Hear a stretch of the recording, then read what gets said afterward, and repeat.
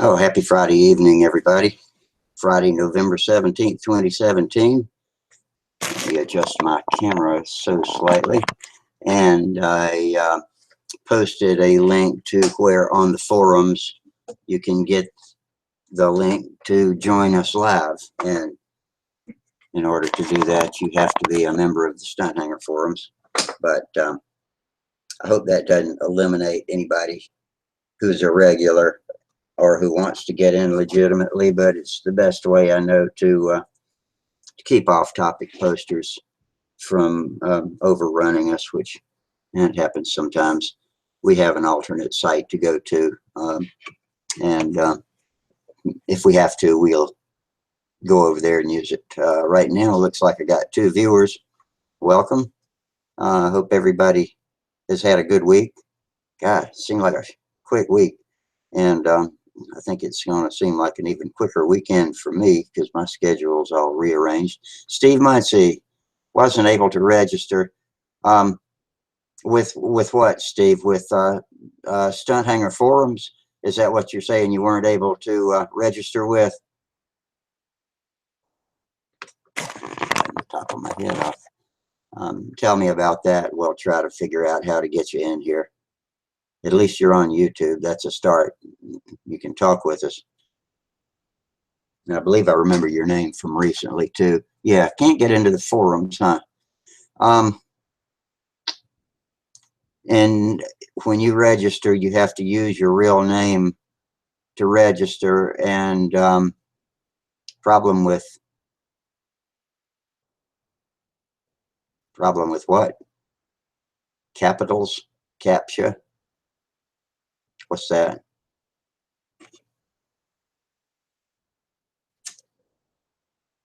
While we're waiting for anyone to join us live, I'll see if I can help Steve get started with or get registered on Stunthangar. But anyway, like I was saying, Sparky requires you use your real name to register, and then for what shows up in your posts with your avatar, you can use any kind of a forum handle you like. But the only requirement is you have to have a valid email address so you can get your confirmation from the forum. No, not a robot verification, really. What kind of problem are you having with it? Is it like it won't show you one of those squiggly lines of text to type in, or like you type it in and it doesn't work? And keep in mind, I don't think any of those are case sensitive, so it doesn't matter if you use capitals or small letters, and you can switch to a new. Some of them will let you use an audio string of characters too, but I don't know if Sparky's does or not.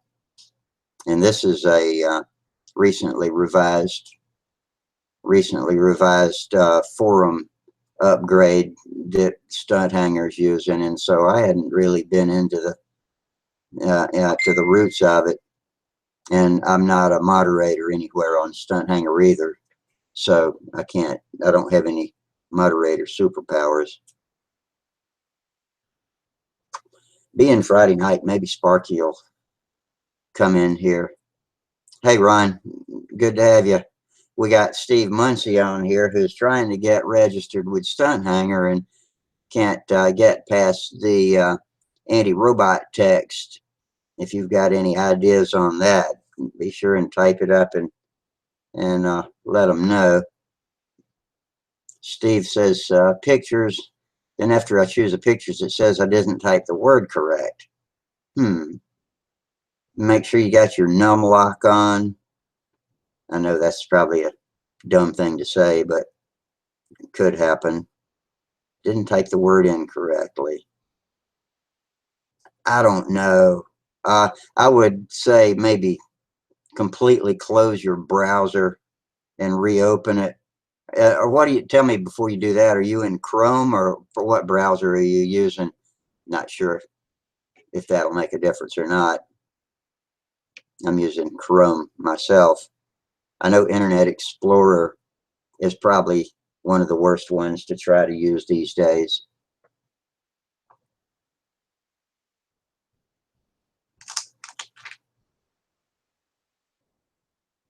Oh, two different browsers, same thing. Damn. I don't know, man. Tried both. Okay. If Chrome doesn't work, then something's wrong, and I don't know what to tell you. It might be. I guess unless you can think of something else, I'm at a loss right now. You can hang out there, and when some people come in live with us, maybe we'll be able to get some more insight into it. But I know that sometimes I have a friend email me and tell me to please let Sparky know they can't get registered. And I never ask them what the problem is. I just send Sparky an email, and he gives them, you know, whatever they need to get in. But right now we don't have the old man with us to help us out, and we've got 9 viewers here. Hey, 9 people, I'm glad y'all joined us tonight. And if y'all will check the link to get in, I will post it at the bottom of this chat box. And if you will go there, follow, there it is. If you will follow that link on Stunthangar, of course you have to be a member of Stunthangar, which Steve Muncie's having a problem with right now. You have to be a member of Stunthangar to be able to go to that link and click out to get into here. And George Gonzalez, hey George, all the way from Colombia, South America. I'm pretty good tonight. Are you going to be able to join us live? Or have I screwed something up that nobody can get in live? I did have a little trouble. I can restart this if the links don't seem to be working to get in. You might have gotten, check and see, anybody that's trying to get in, check your notification bell and see if you got 2 notifications, and the most recent one will be the right one. And I'm going to go on to my own YouTube site and check it, my notifications over there, and see if I've got double notifications, because I had to go in and then I backed out. Let's see here.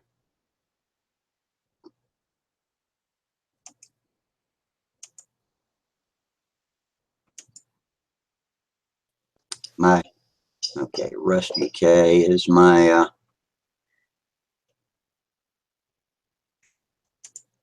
channel. I don't have any notifications. Hey, Rusty. Hey, it sounds like Mike. Yeah. How you doing, Mike? I'm trying to figure out what's going on with logins here. Hang on just a second. Okay. So did you get in through YouTube notifications, or did you get in through Stunthangar? I got in through YouTube, but it took me to Stunthangar, and then it took me to the second time took me to the link to get in on. Okay. But you got in through clicking the bell on YouTube, and the drop down notification said Stunthangar is live, and you clicked that and came in. Is that right? I didn't click on a bell, but I got a email or a YouTube update on the screen. That sounds good. I it sent out redundant notifications, and one of them might be leading to a dead link, but I think we're okay. Okay, so good. Now that I know you're in, I think we're running all right. And so we got 8 people watching us. You're the only live visitor I've got. We've got George Gonzalez from South America. Steve Muncie's trying to get logged into Stunthangar, or registered with Stunthangar, and is having trouble. Ron Hass is with us. Probably, hopefully he's still here. And so that leaves 4 or 5 viewers still out there anonymously. So anyway, well, let's start it up then. It's Friday night. So what you up to in Colorado? Excuse me, Colorado, as you say it there. Not too much. Trying trying to finish up one class in school and get things happening. I got done a little more work on making some ribs up for the Spitfire. Actually, did some work on the fuselage on that thing. Ugh.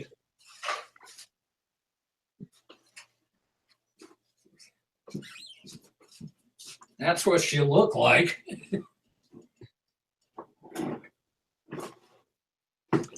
Hopefully that LA-40 will swing that 10.6.4 blade.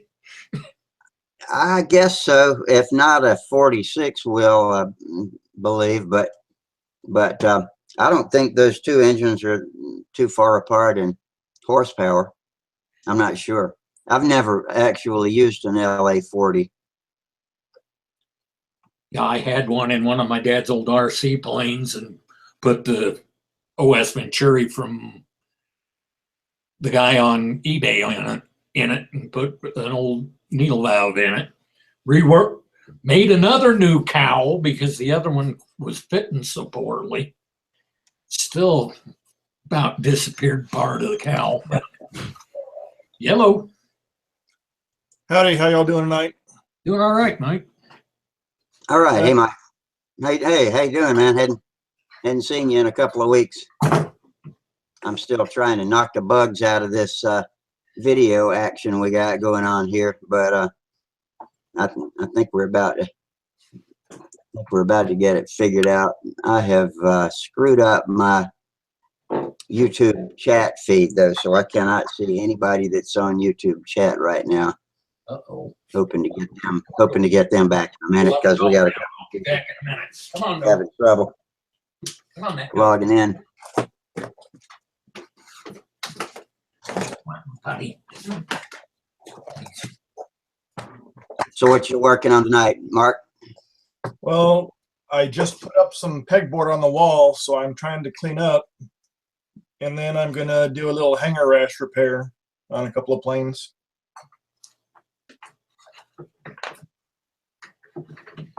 What you up to tonight?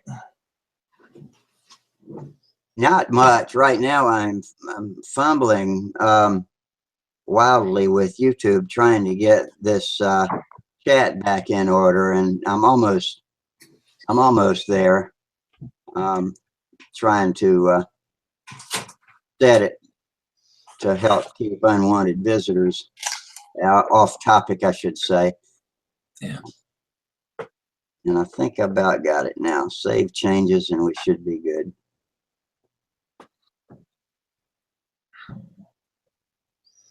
Not the smooth start I was hoping to get. It never is. Well, I don't know. I have managed to segue right into it like a professional a few times, but it ain't happening tonight. I'm just kind of stumbling and Just bumbling. like that. We're almost there. I haven't been able to catch up with you guys in a couple, 3 weeks. What's everybody been up to? Rusty. Same stuff. It's getting cold everywhere, so a lot of us are not getting to do much flying. More people are getting into building mode. Yep.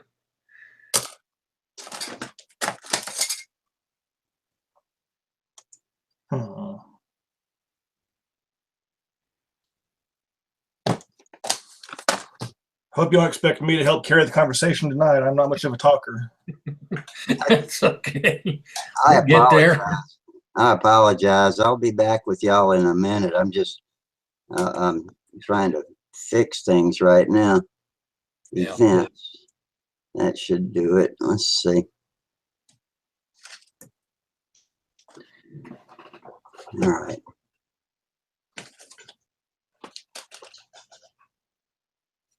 Yeah.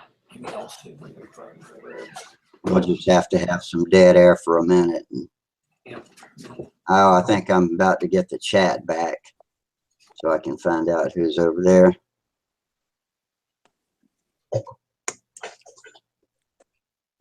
How's everybody tonight?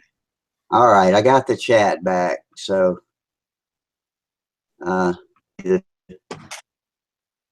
there again. All right, I'm gonna leave it alone now. All right, now I'm gonna sit back in my chair and relax. Hey, Daryl, I'm glad to see you. Hadn't seen you in a while. What you been doing for fun? What I've been doing for fun? Trying to stay warm. Maybe I'd know if I'd been checking your YouTube page. Maybe I'd know, but I hadn't had much time for browsing my friends on the tube lately. Oh, my last video was We got, actually.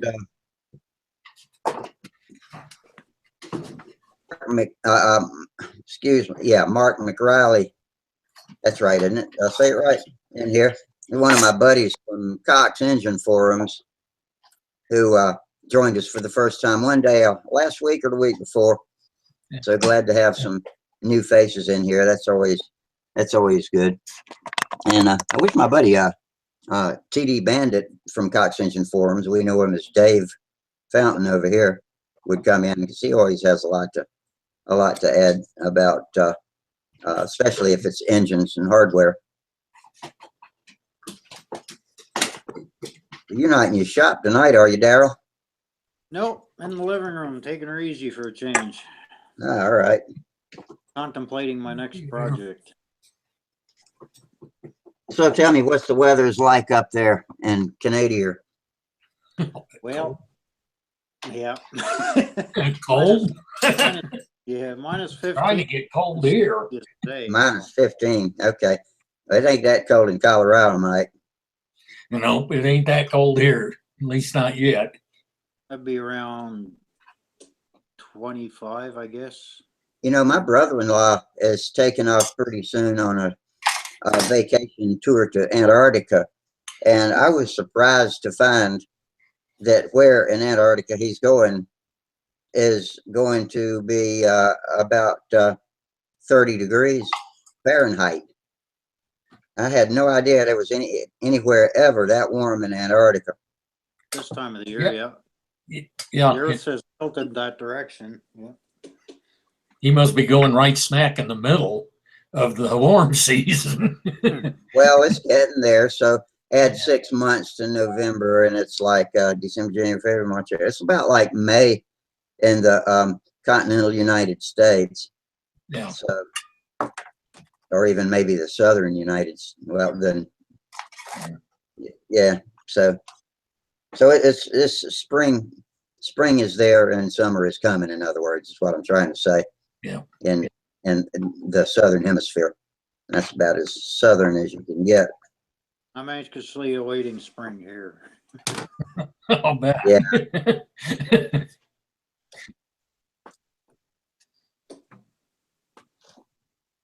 My green lawn is white right now.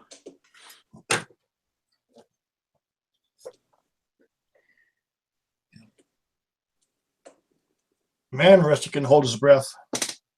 Where'd the rest of it? Probably lost his feed. Yeah, the old internet's a bit of a turd tonight, isn't it? Yeah, it's been real interesting. Is that the same Spitfire you're working on? Yep. Did a little more to it. That's like a career machine, eh? Yeah. 4-bladed prop. Yep. 4-bladed 10.6 APC. I don't know. With the LA40, the 9.6, I don't think would have enough disc area to even hardly pull it. Losing a quarter of it. Go with a 40 LA.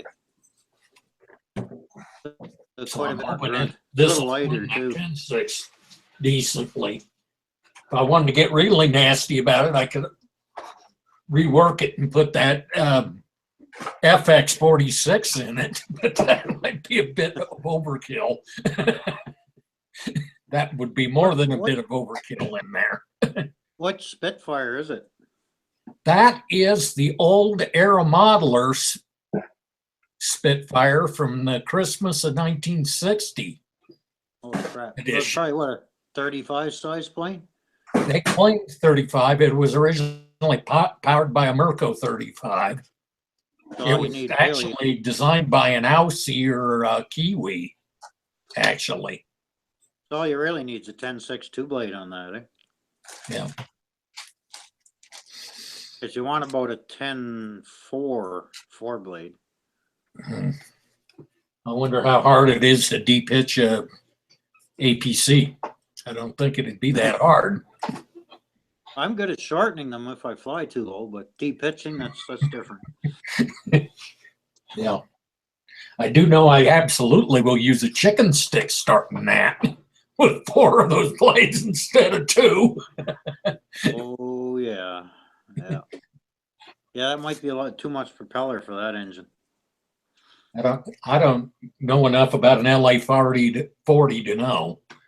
The 40 is a great RC engine for a low mid-power engine, but for control line, the 46 has considerably more power, and Yeah. it does the 2-stroke brake, the 4-stroke brake way better, and it's lighter.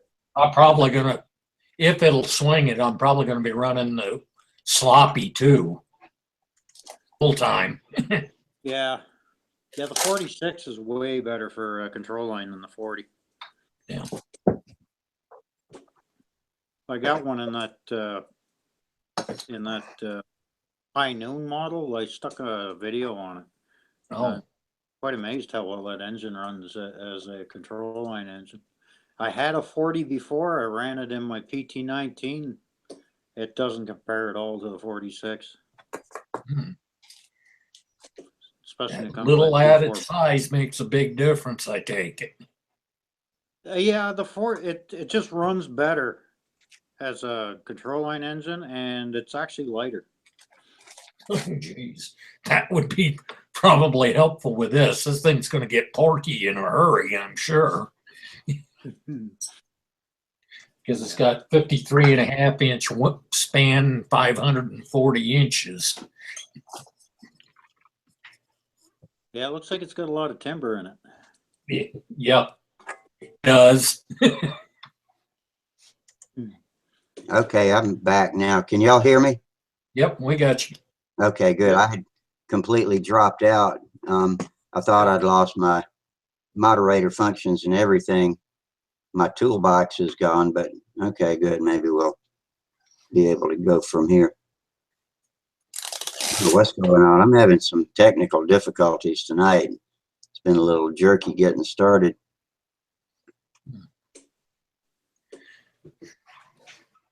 Yeah, it was one of your 9 viewers earlier. You're telling me you're getting bounced around pretty good there. Yeah, I was. Some of it was my fault, I think, but sometimes it's hard to tell too. Anyway, everything looks normal now, so I'll call it good. Keep my hands off the keyboard, maybe we'll be all right. So anyway, I'm glad it's Friday. It was a pretty quick week for me. Yeah, me too. Fast. I still hadn't been out to the shop, but Monday, I got the MRI yesterday, and Monday I will get the doctor to tell me whether, or even yet better, how they're going to fix me. And if everything goes to what I hope, I'll be back on my feet pretty quick. So that's what I'll continue hoping that. Mm-hmm. But meanwhile, I still hadn't busted the leg all the way through yet. So we're just trying to take it easy. Yeah. Oh, you hurt yourself? Yeah, I got a broken hip. Oh, jeez. It's broken. Good. Yeah. Well, it was misdiagnosed for about 3 weeks. And y'all know for the past 6 weeks or so, I've been complaining about limping around. And then right before Huntersville, I all of a sudden just couldn't walk. I was loading my car to go to Huntersville. And the next day I got x-rays. And they said it was probably muscle spasms. But I went back a couple of weeks later when nothing was improving. And they told me, no, that hip's broken. So I'm on a walker waiting for the MRI report, and the guy Monday will tell me if he can and screw that hip back together. And send me on my way. He says I'll be back on it the next day if that goes well. So we'll see. That's what I'm hoping for. Keep So that- it's either really good news or I will never walk without a walker again. We'll know Monday evening when I do my show then. Yeah, but if you made to Huntersville, you'd be able to say, "Yeah, you don't know flying. I flew Huntersville with a broken hip." No kidding. There is an upside. There was a dude at Huntersville here who flew in an electric wheelchair using the joystick for the wheelchair in his left hand and flew the pattern with his right hand. And I don't know if he was flying Pampa or roll time stunt or what, but no, it was Pampa. That's right, because Will Davis told me he flew a respectable intermediate pattern, and that was a perfect weekend too, because there was nothing but just a steady 4-mile-an-hour breeze the whole weekend. 75 degrees. Man, I missed out on some great flying weather. But 75 degrees. Oh boy, I'd kill for that right now. oh yeah, I bet you would. It's not 75 degrees here anymore, so we're getting way down into 30s and 40s at night now, way down there. That's Fahrenheit, of course. Yeah, I'm old enough where I actually use them. I can use them both. Yeah. We switched in '77, I think, but a lot of us kind of clung to the. So I'm actually bilingual, I guess you'd say, when it comes to measurement. Yeah. Yeah. Well, Canada primarily uses the metric system for tools and machine wear, right? As technically, we use metric for everything except aviation, which is worldwide. It's in feet and stuff. But Oh, is it really? I didn't know that. So even Asian-built planes have what I call English system measurements. they'll be metric, but I mean, like when you're flying, Yeah. everything miles per hour or not. Oh, I see. Your altitude is going to be in feet. Yeah. Not meters, right? Yeah, it makes a hell of a lot of sense to have a worldwide system, be it one or the other. It makes no difference.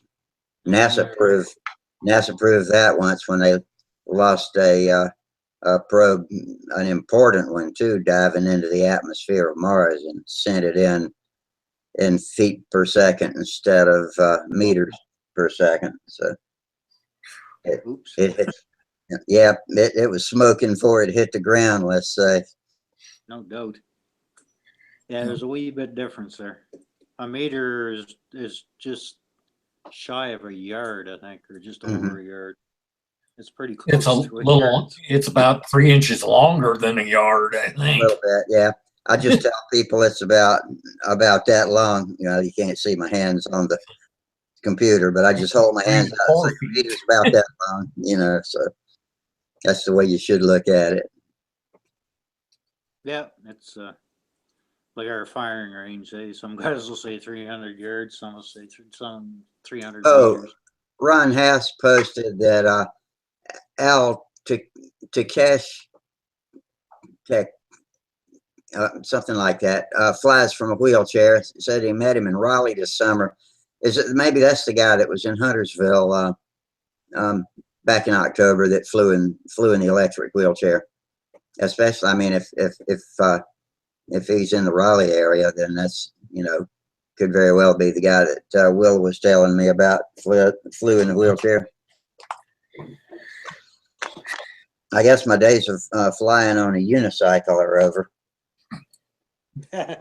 Yeah, leave that to Shug. Yeah. You see, I got the skis on my ring rat. I'm going to try that. All right. Yeah. That'll be interesting. Yeah, it's the ring rat 250.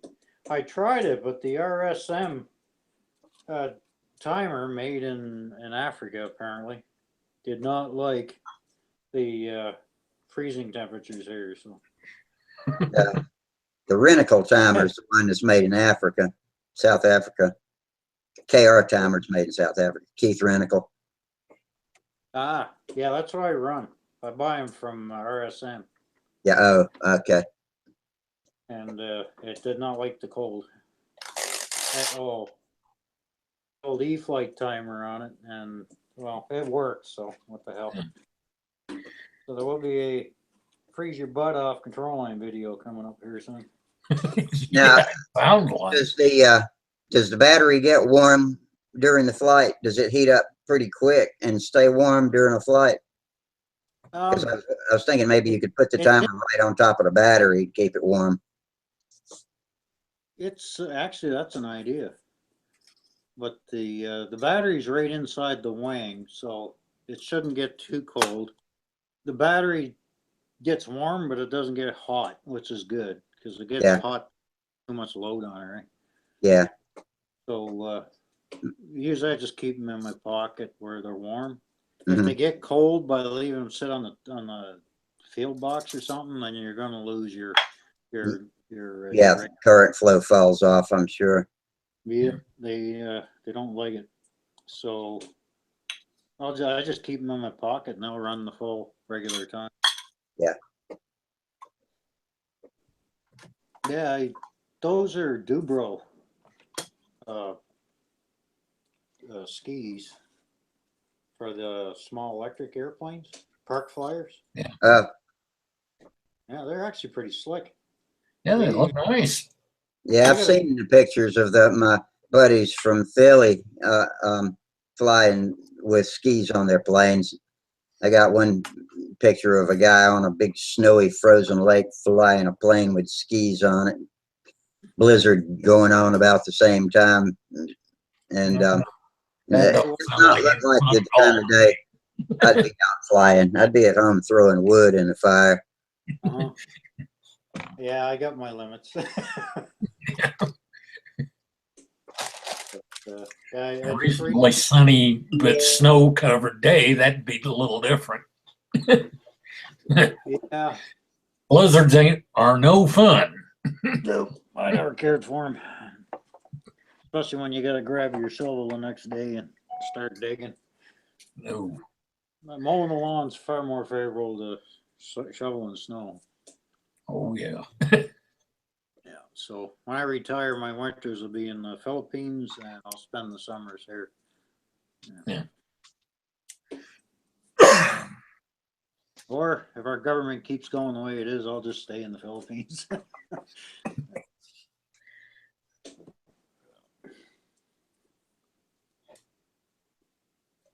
Yeah, the batteries won't get cold there. Yeah. Actually, I should take something or build something there. Out in the rice paddies flying model airplanes. Hmm. Actually, I'm starting to like that idea. Come to think of it. Yeah. Yeah, we You wouldn't have to lost worry about the feet of snow. I guess in the north end, it gets cold up in the north tip of the Philippines. I don't know. I don't think they get snow, but they get frost at night. Once the sun comes up, that's the end of that. Yeah, it looks like we lost Rusty again. If it looks locked up again. Yep. Up with the internet tonight, I wonder. Yeah, he's gone. Huh. Wonder who else will join in tonight.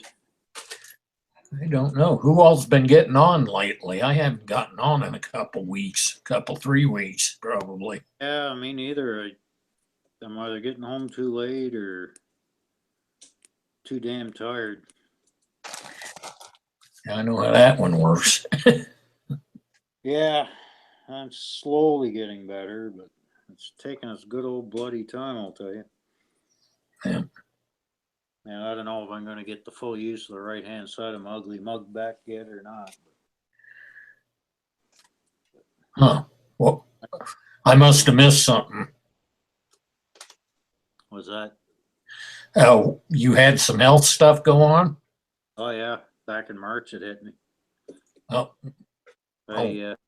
Sparky was still doing Stunthangar. I get on the right hand side of my face was hanging off my skull. oh, geez. Yeah. It came back for the most. I got about 70% back, but I still talk kind of funny. Yeah. I can still Did fly. you have a stroke or something, or? No, it's called Bell's palsy. Oh, Bell's palsy. Yeah, I've known some people that has happened to. Hopefully it'll finish going away. So you can... Normally it goes away in a few weeks, like 6 to 8 weeks, but I got blessed with it for about 7 months now. But it fried right from my brainstem, about 5 millimeters. That's about a quarter of an inch, I guess, from my tongue. Yeah. Because the nerve goes through a passage in the skull. Yeah. Gets inflamed, they got nowhere to go, so it just kind of roasts it. Ouch. Yep. Rusty's back, I think. Kicked off. I got kicked off again. Hey, he's back. Yeah, I'm back now. Have I got audio? Yeah, you've got audio. Okay. You must be having some real interesting internet stuff or something tonight. Usually you don't seem to have a problem. Yeah. In the skull. When Gets inflamed, they have nowhere. I was just trying to post into the chat box, and when I hit enter, I disappeared. Now you said you weren't going to touch that keyboard anymore. Well, I want to post a link for everybody to know how to get in. Oh. Yeah, I always come through the Stunthangar's website. So. Yeah. Okay. I'm about to click it. Let's see if Gone again. Oh, there's his back. Nope, it kicked him out again. No, he's there. No, I'm here. Oh, okay. I thought it kicked you out again. Yeah. Well, it might. I'm about to try to send this message again. Charles Carter's joining. Okay, Hey, I'm clicking this message in 5, 4, 3, 2, 1. Click. No, Did it work? Okay, it worked. Yeah. Okay, so maybe that was just a coincidence. I was not touching the keyboard. It just went blank. Oh, wow. Never can remember how to get back in, so it takes me a minute to figure it out. This is terrible. So, I'm my own worst enemy, or my computer, or something is tonight. I should actually reboot before the whole computer before I start these every time. That might be a good idea. Because one night I know I had a real slow seeming connection, and then when the show was over, I realized the whole computer was just slow, and I rebooted and everything was okay. So that probably ought to be kind of standard practice to reboot before I start the show. Yeah, 2 more guys just took a shit there where it looks like. Oh, Charles is back. He yawned and he blanked it out. That's what he's doing. Yeah. Can you see us and hear us, Charles? Hey, Charles. Hey, looks like Charles is struggling too. You got no. Charles has no audio. I'm going to open my control panel. And it says here Charles has audio. I think he lost his connection. Charles is talking. I can see his lips moving. I can't. He's laughing. There he is. Yeah, I can see him. I just can't hear him. Can't hear him. Can't hear him. He's his mic off. I can see that now it's back on again. Still can't. No, that didn't fix it either. Let me turn it off and on over here and see what happens. Okay, Charles, turning your mic off now over here. Okay, now I'm turning your mic. It turned itself back on. Okay. We're having all kinds of foibles tonight. We'll probably get everything straightened out in time for that weirdo to show up again. Oh, no. I've got it set for unlisted, so unless he's got the link, he can't come in. Oh, yeah. That's why I'm only posting it on Stunthangar now. Oh, you found the little twerp, did you? I did. They recorded our show and posted it on their own website and had a bunch of chuckling going on about it. So I reported it. Oh, good. Yeah. Mental midgets are breeding at an alarming rate. Yes, they are. Need a little more chlorine in the gene pool. Chlorine or fluoride, or both. Yeah, it's, I don't know what to get out of that. It almost, I was going to suggest maybe you'd have to go through the Stunthangar link to get the link to get on. And that looks freaks and weirdos, but Yeah. have to be a member, right? Yeah. Can you guys hear me now? Yes. Yay. Working. Got a lot of background roaring, but we can hear you. How about now? Is it better? Oh, good. Coming in loud and strong. Yeah, I still hear a background roar, but it's not off-putting. Hang on a second. Sounds like maybe a Fox fan going or something. If that's what it is, it's okay. Okay, is it gone now? Yeah, sounds How good. about now? Yeah, it's Sounds better? Good to see you. All right. Hello, everybody. Sorry I couldn't say hello when you guys was probably saying hi to me, I imagine. Yeah, we can see your lips moving, but no noise. There you go. We're having one of those funny things with the internet, I guess. Yeah, I don't know. I had a similar problem logging into a Pyrian earlier this week. So, Yeah, I was clicking around a Pyrian one night and just experimenting with it. And Terry showed up. yeah, I had it on one night too, and I was just doing other stuff, and I had it on, and next thing I know, I hear him say, "Hello," and I had other windows up, and I finally got rid of him. I said, "Hey Terry, what's up?" So we started talking. Yeah. Anybody been flying? Not I. No, we got a bunch of deadbeats around here tonight. Yeah. Well, I went flying yesterday and today. All right. I'll just sit here and eat my heart out. Charles is back. Paul Walker goes out and flies every single day. Yeah, I could fly every day actually, except for weekends. Actually, my flying site is too much going on the weekends. So I usually fly during the week. I work at night, so I can fly during the mornings. Yeah. And sometimes my life gets in the way of flying, but I try to fly at least once a week. Sometimes two, sometimes three. Especially if I'm trying to fix something, I will be pursuing it aggressively. I might fly, 3-4 times a week. Nice.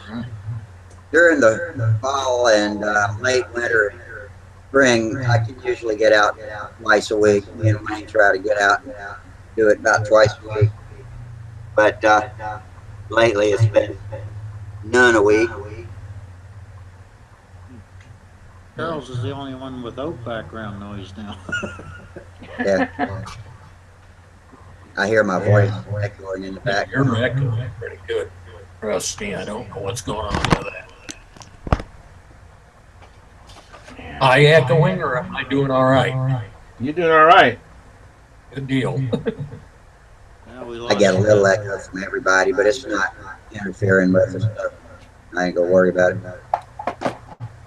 I know, but just, well, Charles, you're flying the last 2 days, you bugger. Yeah. Yeah, I've been trying to my Strega. I actually switched it. I switched it over from just open air to muffler pressure, and I lost all kinds of performance as far as engine performance with that.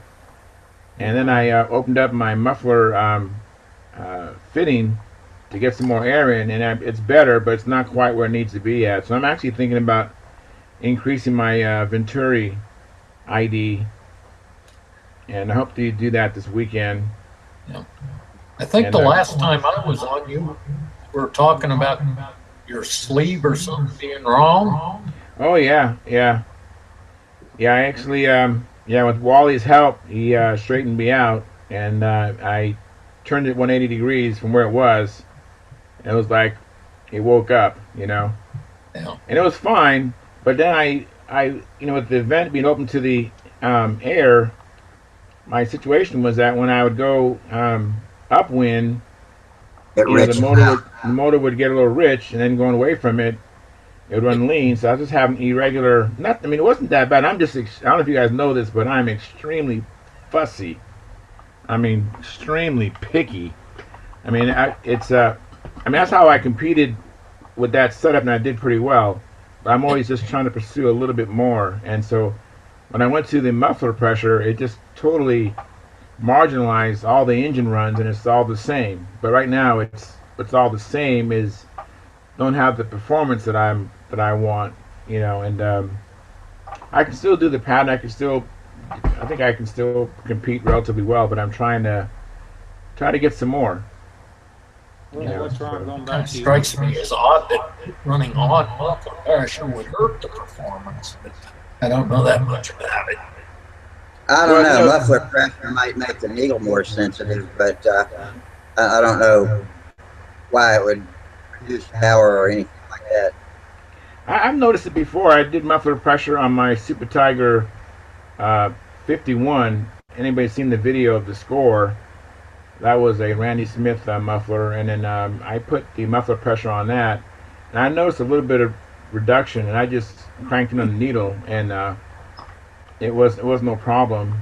And it's not that big of a problem now, but I just see an opportunity where I can get some more power.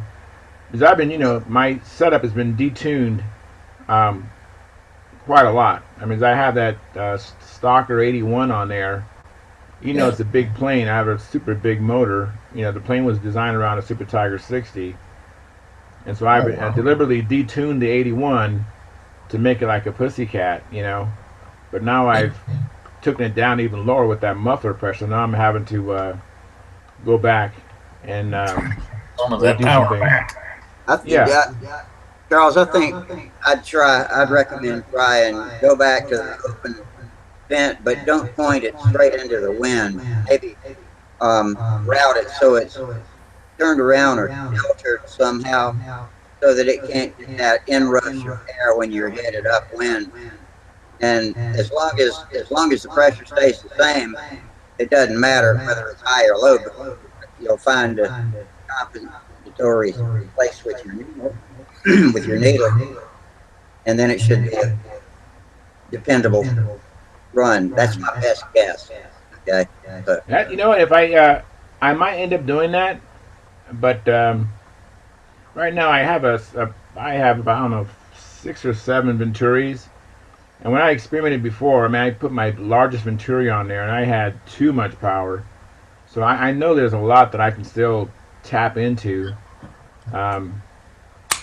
Because what I really like is just how the motor run is just so consistent right now. It's just I love it. It's just and it's not like I'm talking about a super lacking of power. I just know that I can get some more, and I'm just kind of greedy.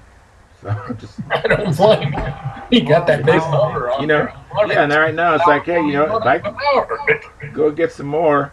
Because when I put the largest Venturi I have on there, it was kind of radical power. It was just, I mean, when I went to do an hourglass, you point the nose up. I mean, the plane just took off like the Apollo 13 rocket, I mean, it just like exploded halfway there. just catapulted, and I was at the top of the hemisphere before I even knew it, and it was just erratical. I mean, it was just not erratical, but it was just so radical. What so about now, when you turned and came back down? How did it act? What about when you turned for your down leg? How did it act? All I remember it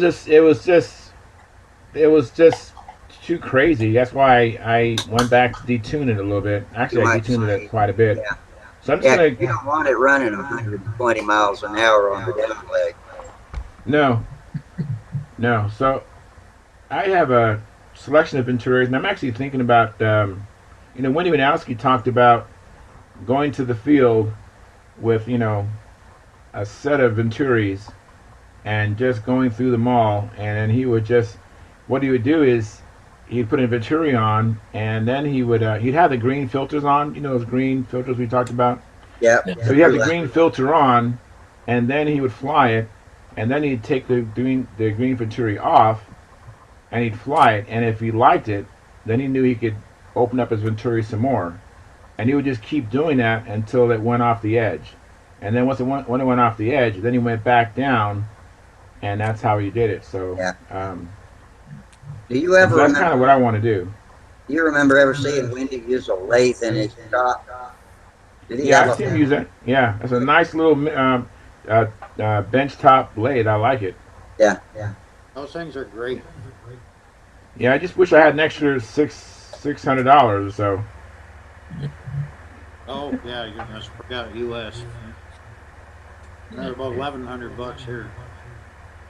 Wow. Well, you know what? I'm talking about the Harbor Freight version of that. I know. I'm not sure what brand his was, but it looked very similar to the one I see at Harbor Freight. Yeah, mine's it says Canadian something company made in China. Yeah.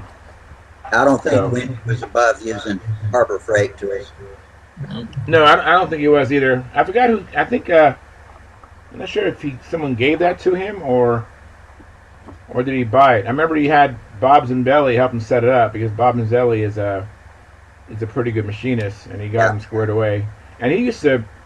I don't know if you've heard this before, but Whitney used to work in a machine shop. Whitney's done a lot of machine shop. He was just kind of rusty. He hadn't done it in a while, so he asked Bob Zambelli to help him. Yeah. But it was really more to help him refresh his memory, what he used to know how to do, Yeah. I know early on, I guess you did a lot of custom motorcycle paint. Yeah, a lot of that. Why his plates were so gorgeous. Yeah, exactly. Oh yeah. But he said that motorcycle painting is a lot easier than painting an airplane because on a motorcycle you don't care about weight. Yep. Anybody can paint a beautiful motorcycle, just pile on all kinds of weight and it's no big deal. But he was always shooting for 6 to 8 ounces of finish. Yeah. And that's the trick to get something that's shiny without putting a lot of weight on. He got. Wendy and Sparky are two opposite ends of the spectrum. Yeah, they are. They do things, but in the end, they both end up with gorgeous-looking airplanes. Yeah. Yeah. I remember one time I counted in his shop how many concourse awards I counted. I think I counted 13 one time. Yeah, that surprised me. Yeah, that's pretty amazing. Yeah, and that's the ones at the Nats, not like concourse at a local contest. These are Nats, the big prop, Yeah. the big polished wooden prop award. Yeah, he had like 13 of them in his Spitfire room. Wow. What's that? Yeah, he's Words? Yeah. pretty amazing guy.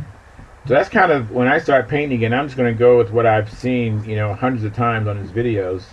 Yeah. It definitely works, and I know Sparky's works too. I see. Now, Sparky doesn't do silver on his, does he? Sparky doesn't Who? do silver. Does Sparky do Sparky silver on his doesn't planes? Sparky does silver, but it's a different kind of silver. He does that DC 540, which is like a silver gray. That's a Yeah. primer. Great primer. So, in other words, that's the same process, same method of painting. Yeah. Okay. And Wendy uses actually Brodak silver Silver dope. paint, and he uses that as a filler. Yeah. He just keeps applying it, and then Let's see. the advantage of the DC 540 is it dries in 15 minutes. Yeah. Versus, I'm not sure how long the Brodak silver would dry. It's got the DC540's got some filling properties too, doesn't it? Yeah. Yeah, that's actually a true primer. Yeah, And the silver where Wendy was does using paint. not, so you got to manually fill that with something else if you find a low spot. Actually, your silver acts like it's similar, but not as good, I don't think, as the DC 540. Yeah. But I think Sparky's biggest grief with the having adhesion issues with it. Yeah. Silver traditional aircraft base coat, more for UV reflection than anything. Mm. On fabric airplanes. But that goes way back. Yeah. Yeah.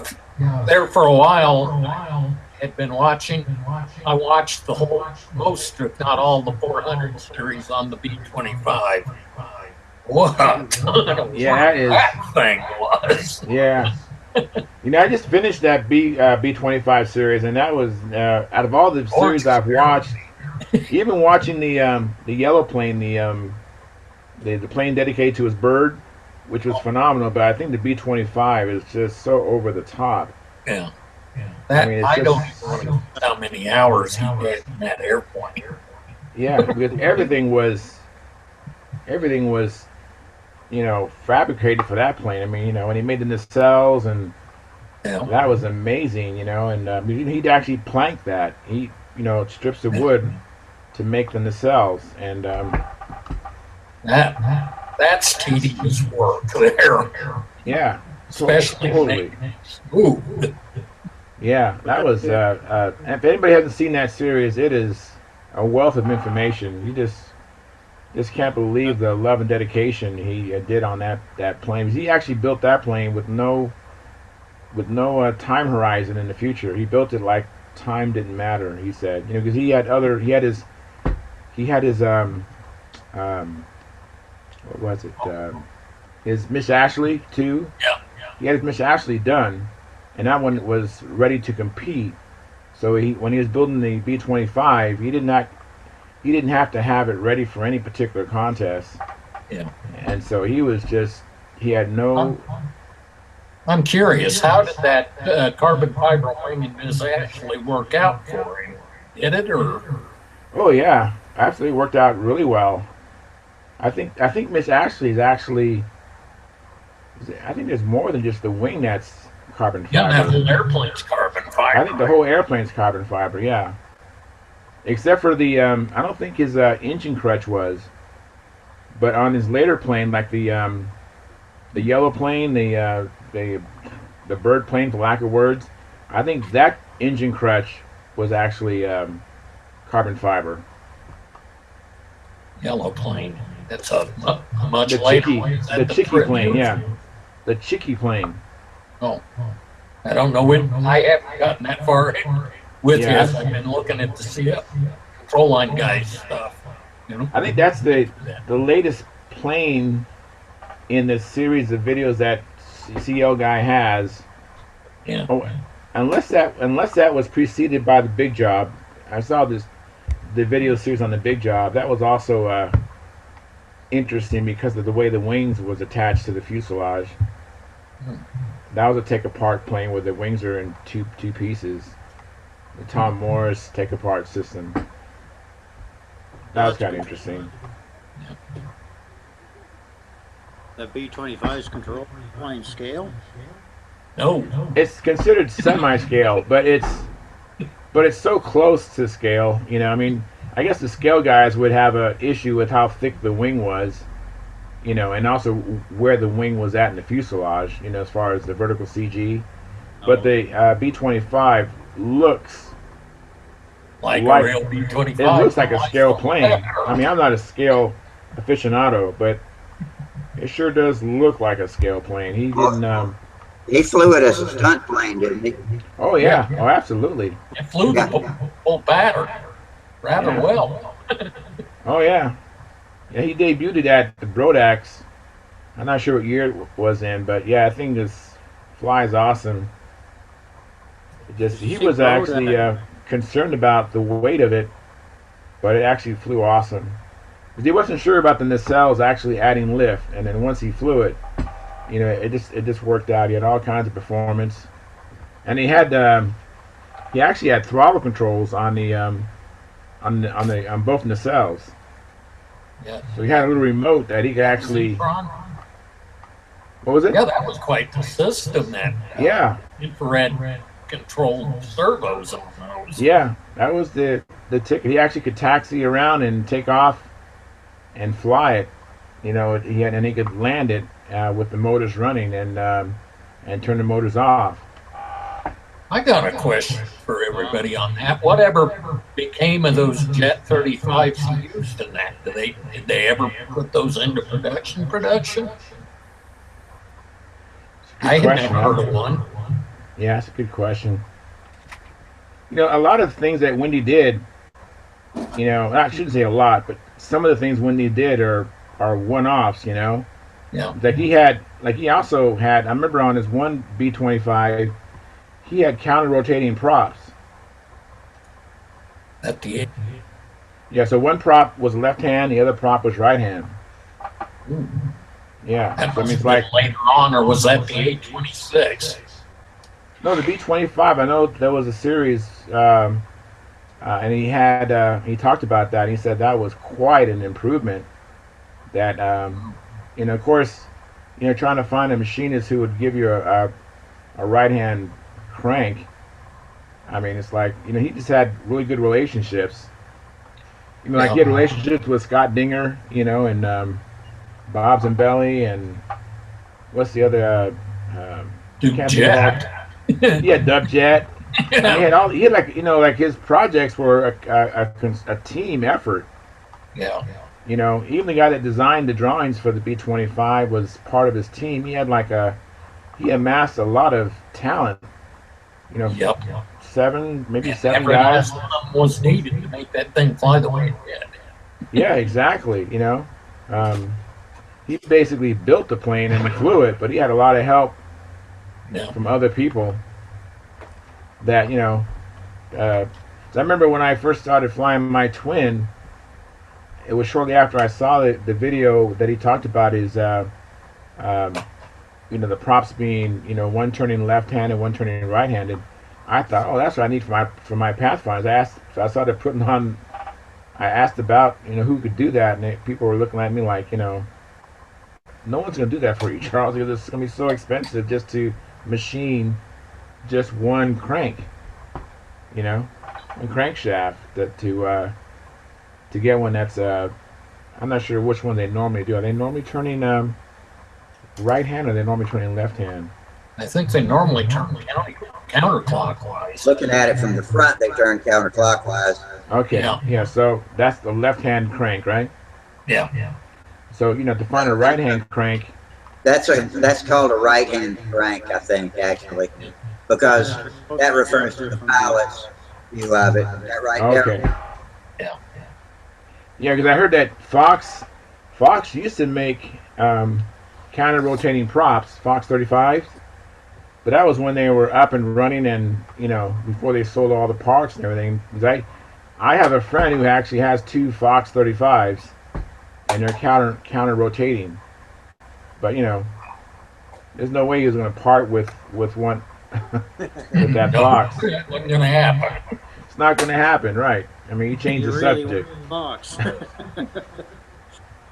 Yeah, but Fox did make them. You could at one time call and order, you know, a counter-rotating set of engines, and I thought that would have been sweet to have that, but it's not going to happen. There's always electric. Yeah, that's the easy way to do it. That's the easy way. Yeah. Just switch two wires if you don't like the direction, and then you're done. I know. I have a friend who actually did a electric Pathfinder, and matter of fact, he actually, minus the motors, minus the engines, I should say, the gas engines, he actually gave me his twin Pathfinder in frustration because he couldn't get them both to run right, you know. And I thought, well, let me just see if I can work on it. I still have it. Haven't had any success, but I'm actually considering going to like the combat guys with a bladder.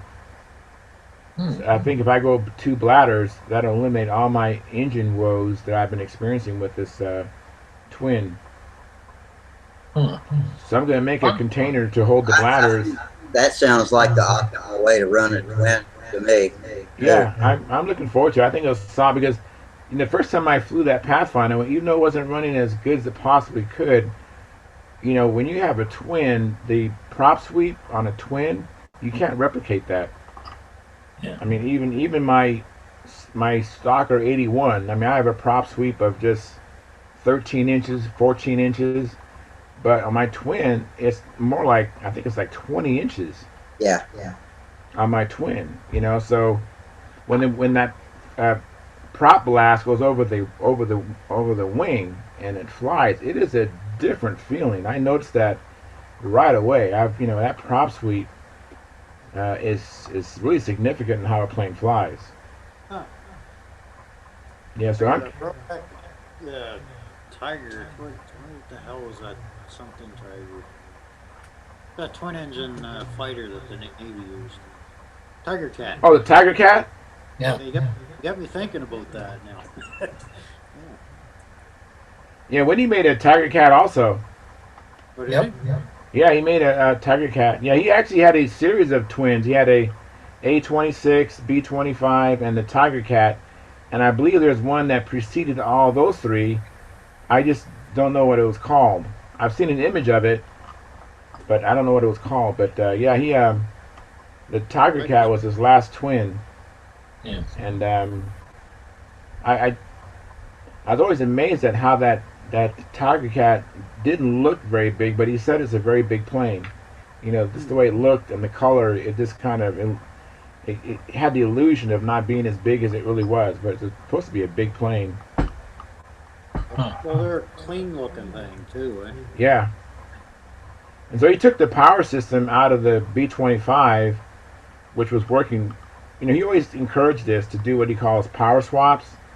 When you build a plane, like let's say it's Ashley, when he developed the next plane, whatever it was, he would take the complete power system out of Miss Ashley, which he knew the tank shim, knew the prop for that motor, and he would swap the whole thing to the new plane. Yeah. And the advantage of that is when you build a new plane, he didn't recommend putting in a new motor and a new tank, not a new plane. Take a tested system and put that in your new plane. And so once you get it all set up, then you try maybe a new engine, a new tank. But he first would go from something he had before, and he called it building on the giants of building on the shoulders of giants. Yeah. That's an interesting concept. I never thought of testing out a build like that. Yeah, he actually advocated that. Even like he also thought you shouldn't put a new glow plug into a new plane.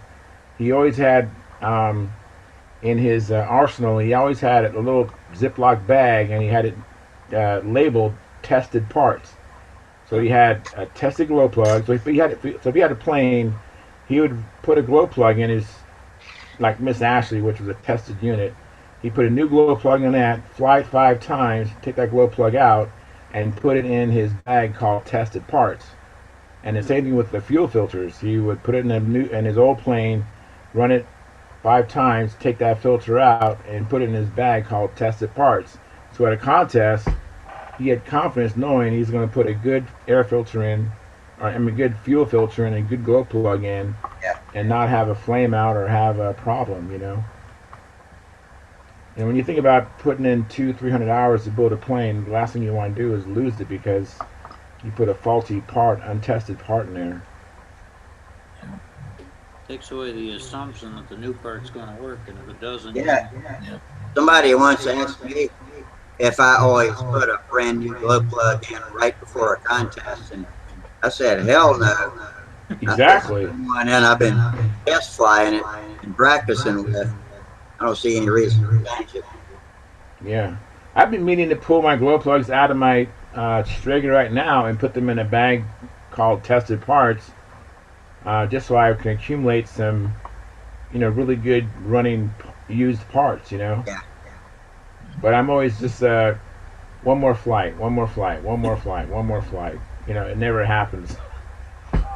Then the glow plug dies, and I'm back to square one. Yeah. Oh, Russ, speaking of that B-25 series, that idea you were talking about is what Wendy used in that B-25 and testing the jet engines for it first, the double aluminum or the double plates. Yes, yes, yes. The sandwich, right? The sandwich. He used that, and I was I'm not sure who the gentleman was, but it was a former member in his club who, due to health problems, couldn't fly anymore. Donated a plane that he used as a test bed for. He had like 3 different motors. He was, and the Weber's, I think. yeah, the Webers, the jet motors, and I think there was another motor he was going to do too. Can't remember which one that was, but yeah, I saw that guy. I guess had diabetes, completely lost his eyesight, so he couldn't fly. Yeah, and he was happy just that his plane would, and they got good service out of it. They got a lot of flights out of that airplane. Yeah, they used to. I don't know if you guys saw that, but yeah, he'd have that plane flying, and I know this friend. He'd have 3 or 4 friends out there flying the planes. The test bed I'm talking about, just to, Just to let them fly and break that engine in, see how it behaved. Exactly. Real good idea how they run. The other thing that was innovative in that series was I never seen the jet fuel tanks. The jet fuel tanks. That's what kind of where I got the idea of a pressure system. It's not quite a bladder system, but I get the impression that sandwich in a balloon with 2 plates and a rubber band. No, he had it's like a bubble tank, but he has like a gigantic syringe was the original. Yeah, the syringe was huge, but it was an it's a bubbleless system that Jet developed for his pylon racers. Mm-hmm. So when you fueled the tanks, he didn't put any air. No, let me excuse me. He didn't put any bubbles into the fuel. Right. And it was like a tank, but inside the tank was like a pacifier or a bladder system, but it wasn't like a pressure bladder like you have in combat, but it was a bladder system. Yeah, as long as you evacuate the air when you fill it up, it can't boom no matter, because there's no air to boom. Right. And so even since then, I've been fueling my Strega when I put I use a syringe when I get the fuel from my tank, and I've been tapping the syringe and getting all the air bubbles out, because it does make a better engine run. Those air bubbles do kind of make the motor sound a little bit, again, that's being very, very picky, very, very fussy. Yeah, I seem to remember with the B-25 with his initial tanks, he had to pull his initial tanks out because he couldn't get them both to run at the same time because of the vibration in the wing. Yeah, exactly, Mike. You're right. Yeah, and that's what gave me the idea of running the pressure on my Pathfinder. So I'm you never know what you're going to pick up. I know some people have commented how Wendy's videos you watch hours and hours before you pick up a golden nugget, but I don't know. I learned a lot watching. That's what the little right arrows are. You can bump through until you find something interesting. Yeah. Yeah, now when I watch Wendy's videos, I pretty much I love all the construction. I'm not so much into the flying anymore, but I just love watching all the construction, and how he does things. Yeah. It's different to see the different ways of doing some of it. I'm going to make a coffee run. I'll be right back. Alrighty. Well, gentlemen, I got to take off. I'm wearing out. Okay. Good night, Daryl. All right, Daryl. Well, good night. Thanks for dropping in and joining us. My pleasure. You sure you don't want to hang on and watch me yawn, Daryl? I haven't yawned once yet. I've been doing the yawning for you, man. I took up the slack here, Somebody had to. Somebody has to do it. Uh-huh. Yeah. Okay, take care. All right, you take care too. Yeah.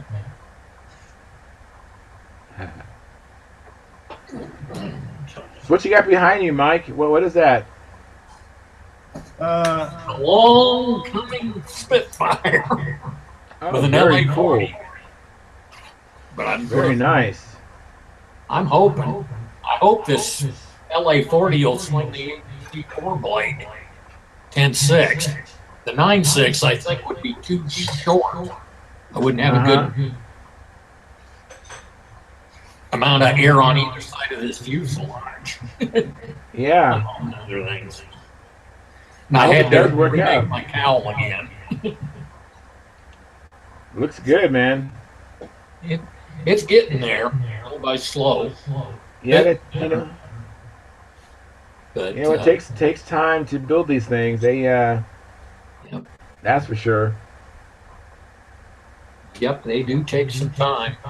I've got a new set of ribs that I think are accurate, finally cut for it. So I'm gonna, when I get funds and place and time to do it, I'm gonna put the wing together and try to get her finished. See if it flies or not. Hopefully, Very it won't good. wind up way too heavy. Now, is this your design or is this a kit or what is it? No, it's taken from. It's a plane from Aero Modeler in the Christmas of 1960 Oh wow. model, and it was built by, I think, either an Aussie or a Kiwi, the original, by the name of Pentland. I know way back in the history, a couple, 3-4 years ago, there was somebody in Finland or Sweden that built one. He was he was having trouble with engine runs. Interesting. So what's the wingspan going to be? It's 53.5 span, 540 square inches. There is an awful lot of lumber in this thing. The way this was done was basically 3 sheets of 3/16 over the, what do you call it? Motor mounts. Oh, the engine. Is it an engine crutch?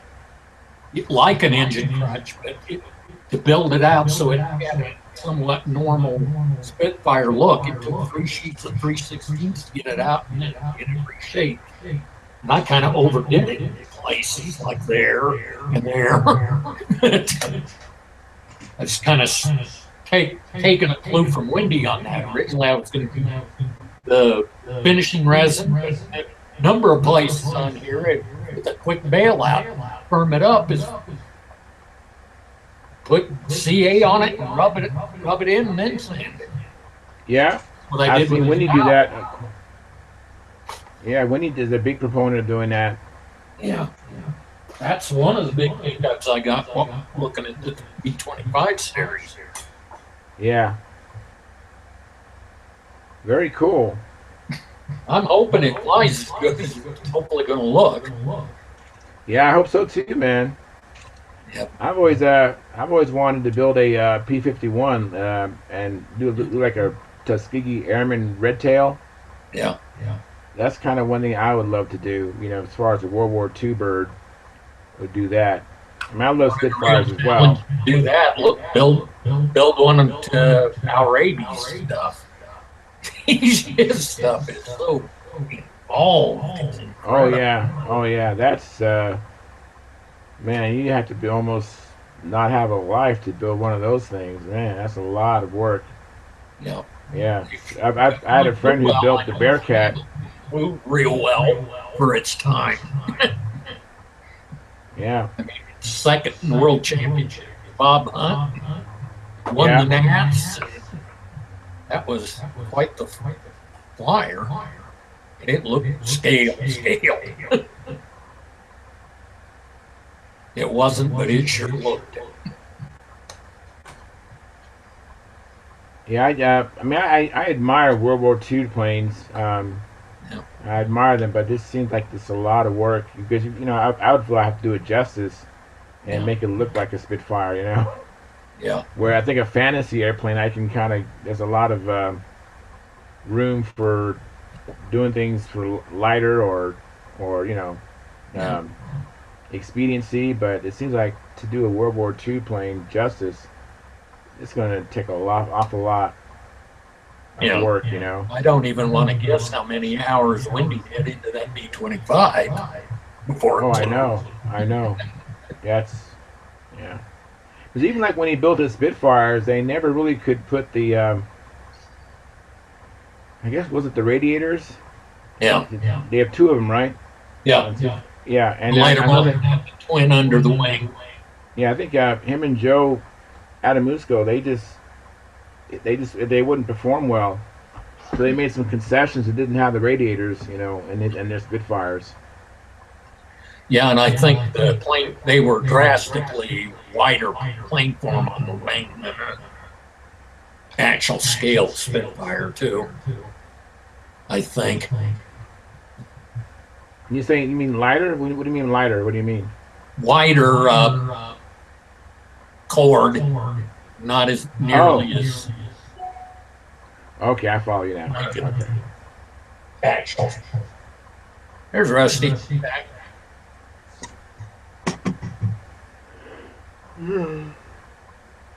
Now this thing's going to have a flat wing. I know that Jack Sheets and the flying models did I-beam wing Spitfire with dihedral, and I know anything that that Al Raby did had dihedral. Yeah. I don't know quite know how you do a I-beam wing with dihedral. That'd be a challenge and a half. I know. Yeah. Now it's interesting even how when he did the what do you call the B-25 wing? It's not a dihedral. What's that called? It had polyhedral. Polyhedral, yeah. That was pretty amazing how they did that. That was a real challenge. Yeah. That was very interesting how he figured that out. I thought, oh, that's how you do it. That makes sense now. But I had no idea how he did that. I mean, how a person would do that until I saw that. Yeah. Yeah. The foam wing was definitely the way to go with that. Doing that built up, there's no way. I don't think. Yeah, it wouldn't look authentic. It wouldn't look right. That definitely was the right way because you didn't want to see any ribs. That would just like ruin it. Yeah. Could you not see ribs on the real machine? Not on a B-25 probably. Rivets. It's aluminum ribs with aluminum skin, right? Yeah. I didn't know if you could see, kind of the rib just a little bit at the top of each one or not. So. Maybe a little, but more than likely pretty smooth. Yeah, that was his determination, was to make it look like a B-25. That's why he went with a foam sheeted wing. Yeah. On his build, was so that it would look authentic. Yeah. As opposed to having ribs. All the ink work he went to on that thing. Yeah, it was man. Just absolutely amazing. Yeah, and he had that friend help him with the inking. I can't remember his name. Oh. Yeah, I can't either. I want to say that guy was really. Was that that wasn't? Oh, what's it? Jacobone. It was somebody else. Yeah. I want to say Lee, but I can't remember what the rest of the name was. Yeah. Yeah. I'll be back. Alrighty. Got to know. Mike, I know that's not your name, Mike, but what are you working on? This is just an old wing from an electric plane called a Wattage Jet. That's a really crappy airplane. And the wingtips keep breaking off, so I'm using hot glue to put the wingtips on. And I'm going to put a medallion 09 in it, see how well it flies. Very cool. The other one. Do you have a lot of planes with medallions, Mark? I'm starting to get a lot more. In fact,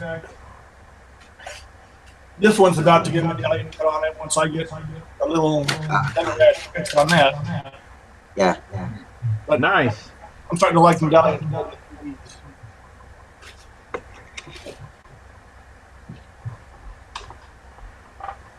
Which one's the medallion? How do you I don't know nothing about those Cox motors.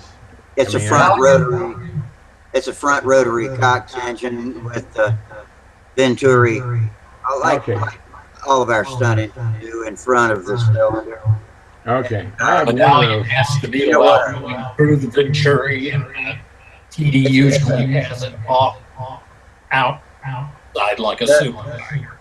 There's several front rotaries in the Cox, but the main ones are the PD switch for contest engines, and the Medallion is a tame, user-friendly sport engine, and you can identify it by the fact that the whole Venturi area around the front of the nose is plastic as opposed to metal and aluminum, plastic and aluminum parts like the TD bed.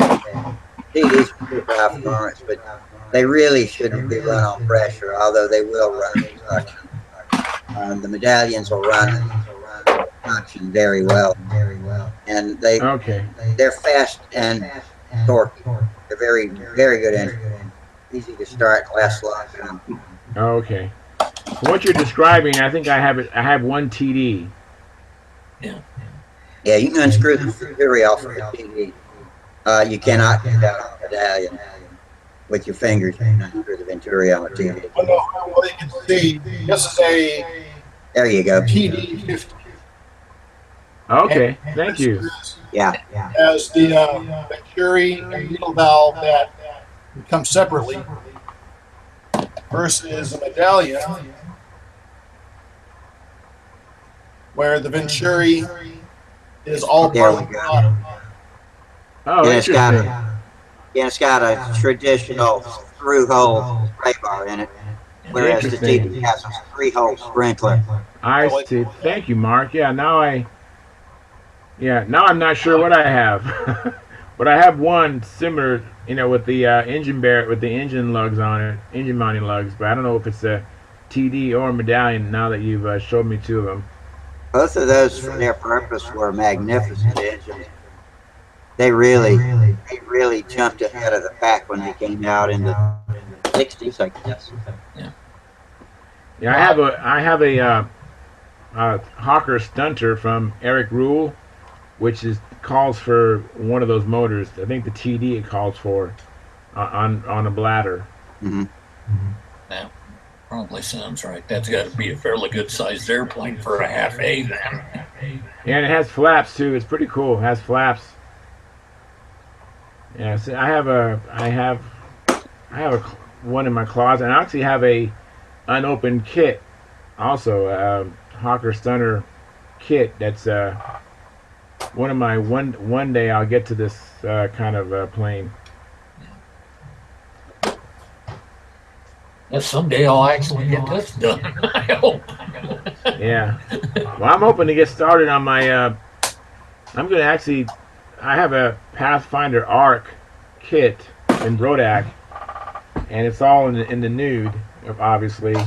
But I'm actually going to build a built-up fuselage, and yeah, I was going to build my Thunder Gazer, but I'm actually thinking I'll put that off again in lieu of taking this Pathfinder Arc and taking all the components and then just build a fuselage, because the rules say you can have either one fabricated part, either a wing or a fuselage. As long as it's only one of those two components, you can get appearance points. And also you have to put the bell crank in. So I actually was going to change the bell crank in the Arc and also build the fuselage. So I think I can probably put that together much quicker than anything else. Yeah. Because I just got to just build the fuselage, and then all the components from the Arc will fit. So I'm hoping to do that. My first thing I was going to do is actually make a crutch, and then get started on the fuselage, and and actually built it and cover it and paint it. Yeah. Sounds like a plan. Yeah, so I'm hoping to do that in the very, very near future and get going on that. As I have the plans right behind me for a built-up fuselage for a Pathfinder. Right. It's a little bit different than the the Pathfinder LE that you might find on Eric Rule's website. This is not the LE. It's actually the Mark II. So yes, That sounds like that'd be a sharp airplane too. Yeah, I think so too. Charles, was it you talking about the Pathfinder being hard to land the other day, or hard to take off? No, my experience with the Pathfinder is that it's easy to land and easy to take off. Tricycle gear is you're going to get real nice takeoffs and real nice landings, especially takeoffs, because you basically can roll and roll and roll, no problems. Forward without any upward angle of attack. Yeah, you just and then the landings, some people will land on the mains and then just let it, then slowly drop the nose down, and for some judges they'll give you extra consideration for that kind of a landing. Just kind of like how when Al Raby, he was infamous for bringing his planes down on the mains and then slowly drop the tail down. Yeah. It can be pretty spectacular looking. Especially with like that Spitfire or with the Mustang, or I'd love to see some pictures. Yeah. I like to try to do when he that. flew the Sea I like to Fury. try to I'd do love that. to see that. I like to try to do that, but I mostly fly it grass, and that makes it way harder. Yeah, exactly. That's the same challenge I have. Is I practice on grass and compete on asphalt. The only exception was when I competed at Brodax. That was the first time I actually competed on grass, and it was kind of fun. It was kind of cool. Now, grass, I wish you could see the grass at Triple Tree. It's exactly in between what we're talking about, but it's tighter than a golf green. If you wanted to, you could roll around and around and around with your wheels on the ground on those. Yeah, I've seen grass like that. Not too far from where I live. Excuse me. Well, about half an hour, maybe 40 minutes from where I live, there's this soccer field, and the grass, I'm no kidding, it must be 3/4 of an inch high and dense. I mean, it feels just as compact as any hard surface that you'd land on. And I remember just driving by there, just basically lusting at the field, thinking, ooh, I'd love to take off and land on that. Yeah. And I finally did one day, and I was just so enamored by I just taking my time rolling the plane on that surface. It was amazing. So it's that is just like asphalt, but I don't have an opportunity to practice on something like that too often. I don't want the additional expense of driving all the way out to Oceanside from where I live, and then still have the possibility of getting kicked out of there by the policeman or some unhappy resident when they see me having fun out there. Yeah. That's just They frown on that these days. Yeah. Anybody having fun, they're gonna call the police on you. sad state of the world that way, isn't it? Yeah, well, that place is kind of close to residential, so I totally get that. Now where I practice at, there's a high school down the road, which is a little bit of a ways out of. They can't hear my plane, and there's a golf course on the other side of where I fly, and I'm not really bothering them. So that's why I've been flying here at this park for like four, almost 5 years now. Most of my videos you've seen, if you've seen them, that's where I fly all the time. And the houses that are around me are a good distance away. That I'm not going to irritate anybody, and I haven't had any policemen come by except for to just watch me fly. I mean, they're not called there because they got a phone call. They're just curious to see what I'm doing, and they give me thumbs up and they just go, wow, that is really cool. That is really something. They'll say sometimes they'll say, yeah, I've been watching you, but I never had time to stop. But wow, that is amazing. But they think it's an RC plane. Yeah. They're amazed at how low I'm to the ground. We had a drill sergeant at Fort Jackson ask Wayne how I was controlling it one day. standing right next to the side of the circle. You can see the lines, I guess. Yeah, they can't see the lines. Yeah. Yeah, Not it's if they just, don't know they're there. Yeah. yeah. So it's always amazing. Yeah.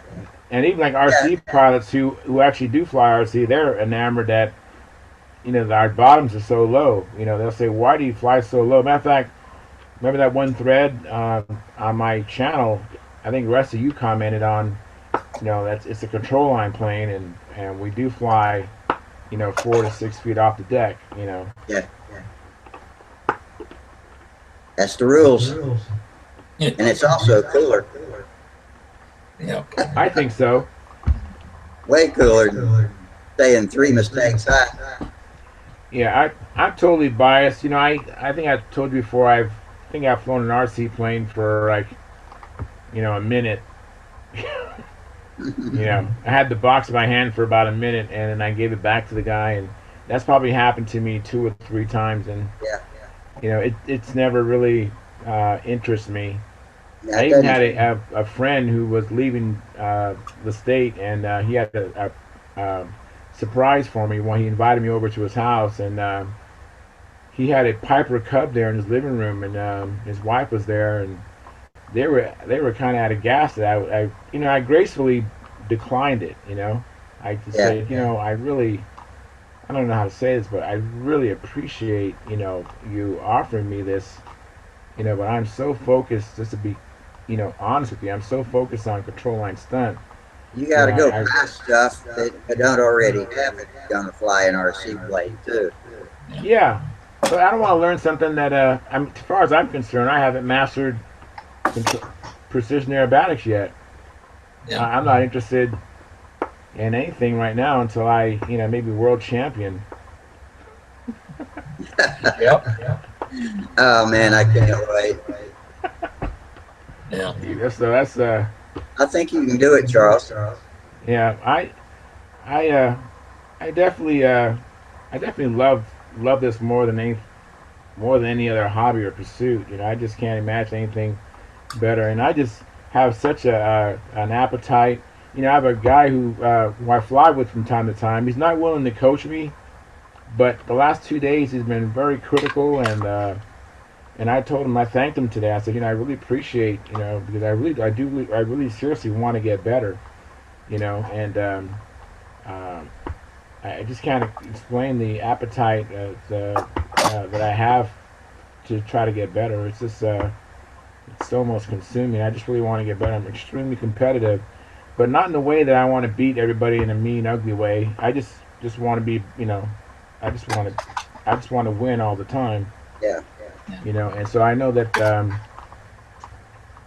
that's one thing and why I love competing. I just came back to that contest, and the one thing I love about contests is just the focus and the sheer determination that I have at a contest. I just can't replicate that anywhere else, and it's just something that when I have that feeling, I can't wait for the next contest. And even being in a tougher neighborhood like Advance, it's a very tough neighborhood. I still enjoy it.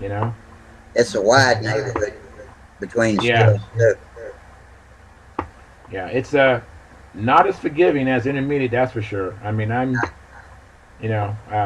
like I said in the first round at the last contest, I thought I put a pretty good flight, and not that 453 points is not a bad flight, but I was at 6th place at that time, and then I just really buckled down, and then came back in the second round with a 512. And I just can't replicate that kind of effort when I practice. I can't. It's hard for me to focus to that extent, and to do things. When I'm practicing, sometimes I can't get my bottoms down as low as I'd like to. But at the last contest, I just had sheer determination to get it down, and I just can't replicate that determination when I'm flying at home here practicing, and I miss that determination.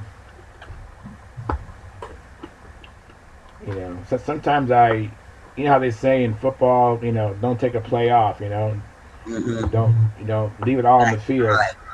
leave blood and guts on the field. And that's kind of that's what you're there for. Put it all out there. exactly. And at the contest, I can do that, but when I'm practicing, I can't do that.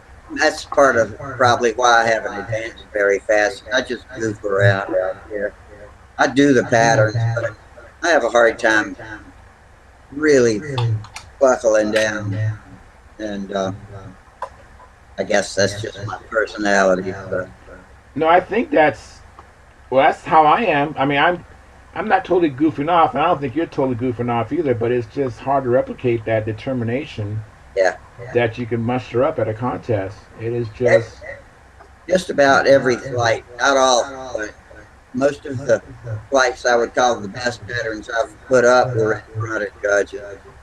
Yeah. Oh, absolutely. I was so focused at the state championship. I had my camera, I had a video camera, I had, but I was just so determined. I did not want any distractions. But I wish I would have videotaped.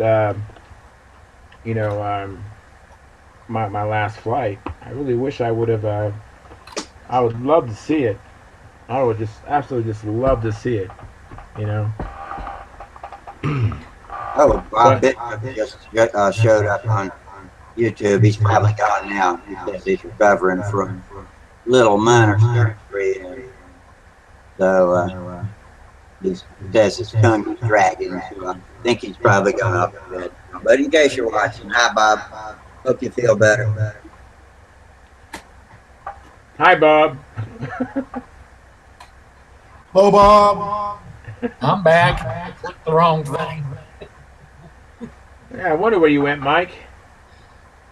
Yeah, I was getting irritated with having a Facebook Messenger flag over on my left screen. Got that gone and then clicked the shut off. I don't have a clue why. Yeah, I know. Why you do sometimes what you do is like, why did I do that? That has happened to me before too. Hey Mike, before we go any farther, can you do something like point your speakers away from your mic or somewhere else? Because we're getting like a reverb. We have been the whole time since we were online. I don't know what I can do. My mic's in the... For a couple of seconds, it got better there. I can hear myself. I'm not sure who's. I hear it. I've always heard it, Mike. It's always been a subtle reverb when you're talking. Where I've heard it, it's a strong reverb. So that's the only reason I mentioned it. Say something, Mike. Let me adjust this. Better? No. It sounds like you've got. The speakers are on the bottom. Hey, Mark, you don't have your YouTube feed running, do you? Nope. That's the only thing I have open. I don't know what it is, Mike. Don't worry about it. If you don't, I get a lot of echo from you too. It's not that it's bothering me. I just can't understand what you're saying. Yeah, sometimes it's hard to understand what you're saying, Mike. Yeah. Yeah. I figure it out usually by the context, but I don't necessarily get every single word. Daryl does the same thing when he looks away from his mic. I can't understand. Not Daryl. Gerald. Yeah, Gerald. Yeah. Yeah, I can only understand half of what he says sometimes. And if he moves in a different position, then I can hear him perfectly. Yeah. Yeah. Are you on a laptop, Mike, or? No, I'm on an iMac. I don't know where the microphone is on this. It sounds like you're in a cave.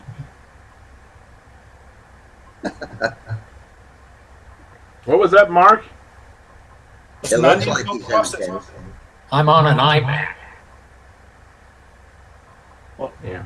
I get confused, Mark, because I see your name as Mike all the time. I remember it's not Mike, it's something else. Mark, yeah. And so when I'm talking to the other Mike, Mark's our only Irishman that I know of. Well, I've tried changing my name, but it won't let me. Huh. Yeah, you probably need to go to court to get that done, Mark.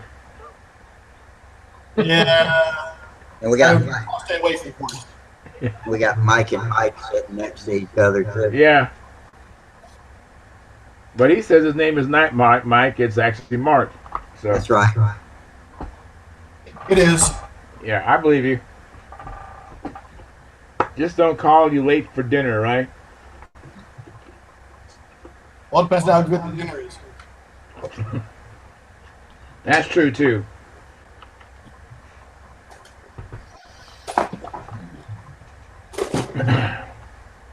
When I came back with my coffee a little while ago, right as I approached the computer, I cut my speed cut again, and it was Windows with nothing but reload or something. And so I sat down and got it back in about 5 seconds. Now that I've got it figured out, I didn't really mention it at the time. It's strange Okay. to keep getting cut off. Well, you know, I was talking to Terry at the other channel Wednesday, and we was having problems connecting, and so we both decided to reboot. And then when I rebooted, my computer did an automatic Windows update. I'm like, really? You know, so you know, half an hour later, I finally rejoined him. You know, because I had nothing I could do. You know, it says don't power off while the update is installing. You know, you're like watching, you know, 1 of 8. You know, 10 minutes later, 2 of 8. You know, and you're like, then after it's downloaded, you gotta wait for it to be installed. And you rebooted it several times before it's actually completely done. That I will give Apple. They don't do that. I hate that it forces you into update when you just want to reboot real quick. Yeah, I think you can turn that off. I have mine automatic updates because if I don't have automatic, I will never defer. I mean, I will defer, but I never get it done. You know what I'm saying? Yeah. So it's just an inconvenience that when I sometimes want to just reboot, get back on, that just the coincidence that the time, you know, of it is couldn't be at the worst possible time, you know. Of course. Yeah, I know the feeling. But yeah, you're right. I can turn that off in settings. But, Yeah. Now I do have another computer I could use too. I just so accustomed to the one I'm using right now, and I just would just wait. I told y'all the other night that, or in order to use the other site, that I needed another monitor, and I'm pretty sure I looked up my monitor. I hadn't pulled it out of the cabinet because I can't. But it's got what I found says it's got a single VGA port and plus an HDMI port. You know, if I can run another monitor on the HDMI port for the same sort of purposes. Yeah, I think you could run. I think you could run. You know, one monitor on the VGA and a second monitor on the HDMI. As long as your computer has the HDMI port and your monitor has an HDMI connector, and then the other, you know, of course, it has a VGA. You know, you can do them 2 different ones. I don't think it makes any difference. The modern monitors have an HDMI connector. Well, I guess a television would, but I don't have a TV plug into it. Well, if you have HDMI and the VGA, for like $5, you buy an HDMI to VGA converter and run your VGA. Okay. That would have been my next question. That's an idea too. I don't know what's going on. I don't know how bad I'm echoing, but I'm having a hard time hearing you, Rusty. It just echoes. Yeah, it truly sounds like you're in a cave. If you with the lights low like that, it's kind of realistic. Yeah. You're the only regular member. We don't know what it looks like. You don't get to see my ugly mug. Well, I get kind of fading fast, so I'll let you guys go for the night. Okay, Mike. All right, Mike. Good to see you again. Have a fun evening. You too.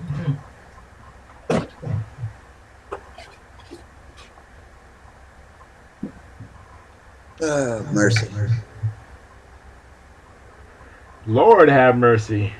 And they made me mad this week. I've got to go to dialysis on Sunday, um, so that they can have Thanksgiving Day off.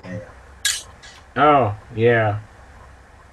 We got Monday, Wednesday, Friday patients, and we got Tuesday, Thursday, Saturday patients, and figuring out how to switch that so everybody gets the proper amount of treatment, plus have another different day off. Right, yeah. And I hate going on Sundays. They do it for Christmas and New Year's, but not usually Thanksgiving. And during the holidays, I never know what freaking day it is. Yeah, I can imagine that being an inconvenience. Yeah, absolutely.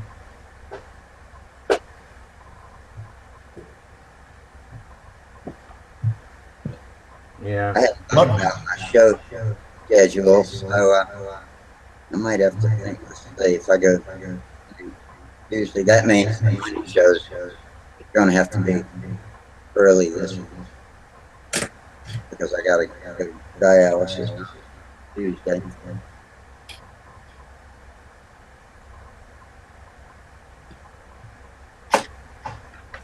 So you've been down in the shop, Rusty?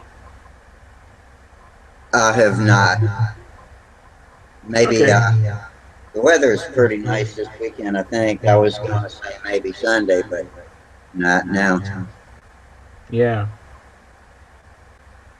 Yeah, I haven't made down in my shop. I need to. Like I said, I want to get going on this engine crutch, and I'm kind of excited. I'm looking forward to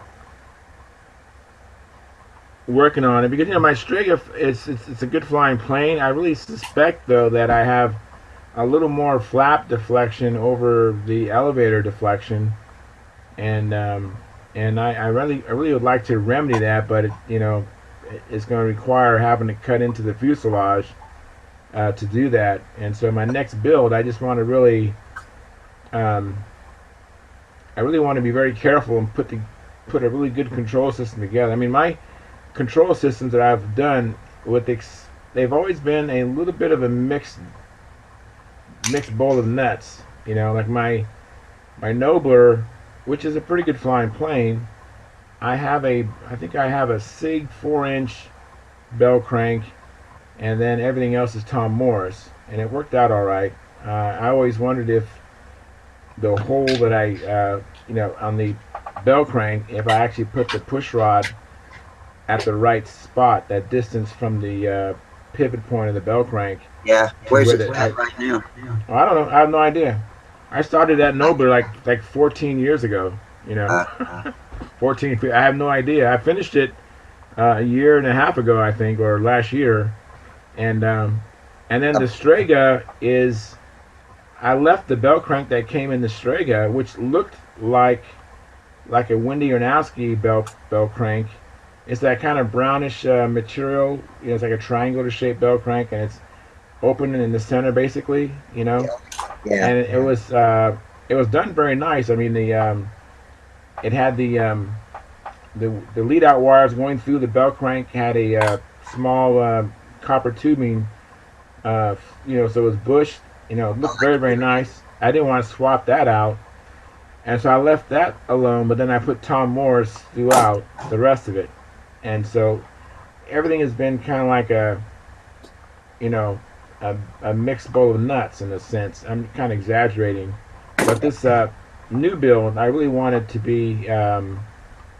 It's going to be. I want it to be from the beginning to end to be one, control system. Tom Morris, preferably.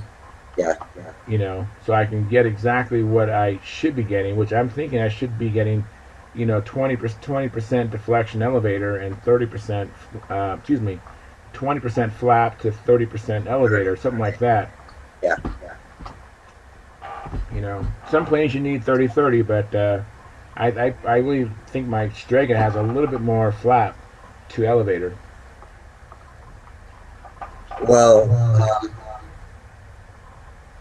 could you cut into it and somehow extend the bell crank It would like, I don't know how you solder it with a extension of somehow. You know, I was actually talking to Bob Whiteley earlier this week, and he recommended that I just maybe cut off the top of the fuselage. That's, You yeah. know, just cut the top off and lift the whole top off in one piece. Yeah, cut around the canopy and go back as far as I need. Lift all that off the fuselage, and now I have access to the flap. And he recommended me actually extending the flap horn maybe a quarter of an inch. You know, by actually attaching mechanically with screws and bolts. You know, a piece to the flap horn to raise the top hole up at least a quarter of an inch. Yeah. And now we'll go down the flap. If you get it. And you'll end up. Hey, Jim. Jim Ballard just joined us. How you doing? Hey, Russ, how are you? What you sorry for? Didn't mean to interrupt. Oh, that's okay, Jim. That's okay. I've interrupted other people before too. Yeah, somebody you might have a better idea than either one of us hacks does. Yeah. So, anyways, I'm entertaining doing that, but in lieu of doing that, I'm going to shave my flaps down about 3/8 of an inch. I'm actually going to make another set of flaps and make them 3/8. There you go. There's the idea. Just give it less authority. Right. So that's kind of what I'm going to do. And all this is just to get a little bit more. I mean, you know, the Strega is flying good, but if I can get a little bit more, I'm just curious what I'm missing. You know, that's why I try different things, and I want to see what gains I could get. And when I get a gain, it is such a exciting feeling, you know. And you know, just the satisfaction of, wow, I made that change. I got it to fly even better. I really want to get. I think I mentioned this before last week. I'm really trying to get my maneuvers smaller and tighter. You know, without having to change the way I fly. I want to just fly the way I fly, but just have smaller rounds. Well, heavy on the flaps sounds like the way you might want to go, because that gives that front end that big old heavy plane gives that front end a lift at a more forward axis. Yeah, but I think once, you know, I was talking to Bob Whiteley, and he was saying that's true, but beyond 20%, then it's more of stalling than it is lifting. No, that's true. Yeah. So there is a point of, you know, where diminishing returns. Yeah. And if I'm going beyond 30 degrees on the flap, then I'm beginning to stall the plane. Yeah, and it's a whole lot easier to swing the tail than it is to swing the front end too. Yeah. So I mean, if it doesn't work, I always can put the other flaps back on. But if I do get a plane that turns tighter without me having to do any additional effort, that's going to be a win-win-win. And I'm hoping that's what's going to happen. Going back to the other idea of cutting open the top of the fuselage and going in there, an extension might be made fairly easily if you took a piece of metal that matches the bell crank extension with the holes in it. You mean flap horn, right? Then you keep saying bell crank, but you mean flap horn. Flap horn, excuse me. Yeah, thank you for straightening me out. And then knock a piece of pin into each hole, you know, and put solder on them, and I think that would be a real strong grab. Right. Yeah, what Bob recommended was me to take like an existing flap horn and cut it, and then, you know, let's say for example, I'm in the top hole right now of my flap, and there's still a hole below it. You actually would have a piece of metal that would have those same holes, but then another hole a quarter inch above that, and then you'd actually would put the screws through those holes with the, you know, if I use what do you call those things? I use ball links. I use ball links. So you put the nut through the, you know, and you attach it that way, and it would be pretty sound mechanically that way. And that's kind of what I was thinking about doing is I would slow down the, even if I just slow down the travel of the flap by raising it a quarter of an inch. So, but this is a lot of work to hopefully get an advantage, and it's just kind of Yeah. unknown also. I don't know if I even have the clearance to go another quarter of an inch, Yeah.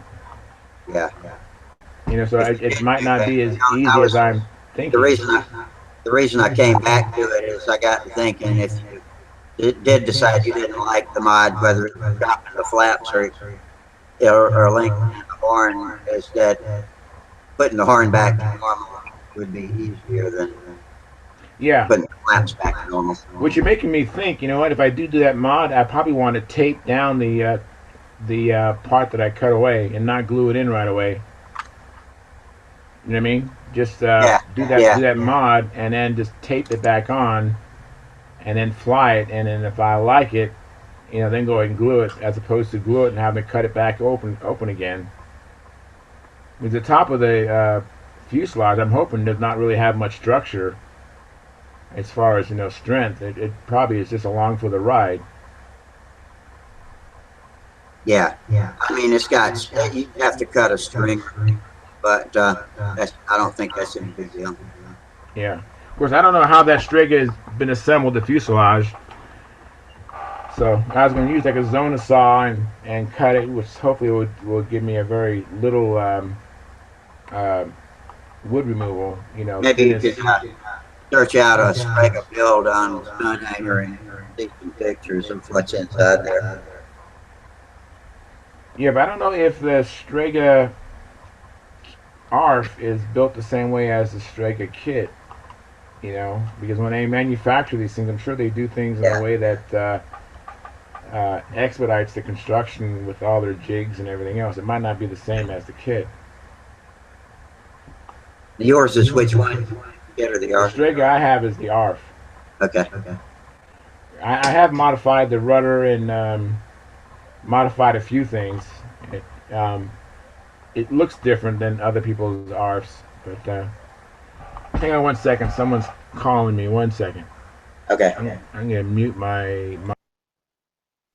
So what you been doing for fun, Jim? Oh, working mostly. Oh, that sounds like lots of fun. Yeah, Where are you located? I'm in Blackwell, Texas, which is south of Sweetwater, Texas. All right, I don't know where Sweetwater is. It's but it's between Abilene and Odessa, Midland. sorry. Let's say from dead center, is it south or north or west or east? It's from Dallas, Fort Worth. That's pretty dead center, isn't it? Of Texas. 160 miles. It doesn't matter. My main question was, what's the weather like? I guess that's what I was aiming at. The weather's great right now. Oh, good. Ours has just turned chilly lately. By chilly, 30s, 40s at night, 50s, 60s in daytime. Ours is supposed to turn chilly tomorrow. Cold front. Yeah. I think we're supposed to have pretty good weather this weekend. I hope so. Be nice to open the windows and air the house out a little bit. Oh, yeah. Oh, let me tell you something while I'm thinking about it.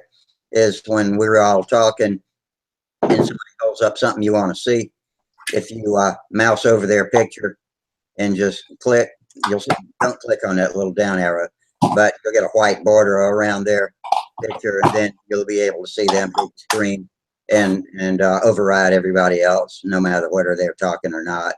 And that way you can get a better look at what they're holding up to show you or whatever's going on. Okay. I'm actually on my iPhone right now. It's all different on the devices. I don't even know what people are looking at when they see us on those.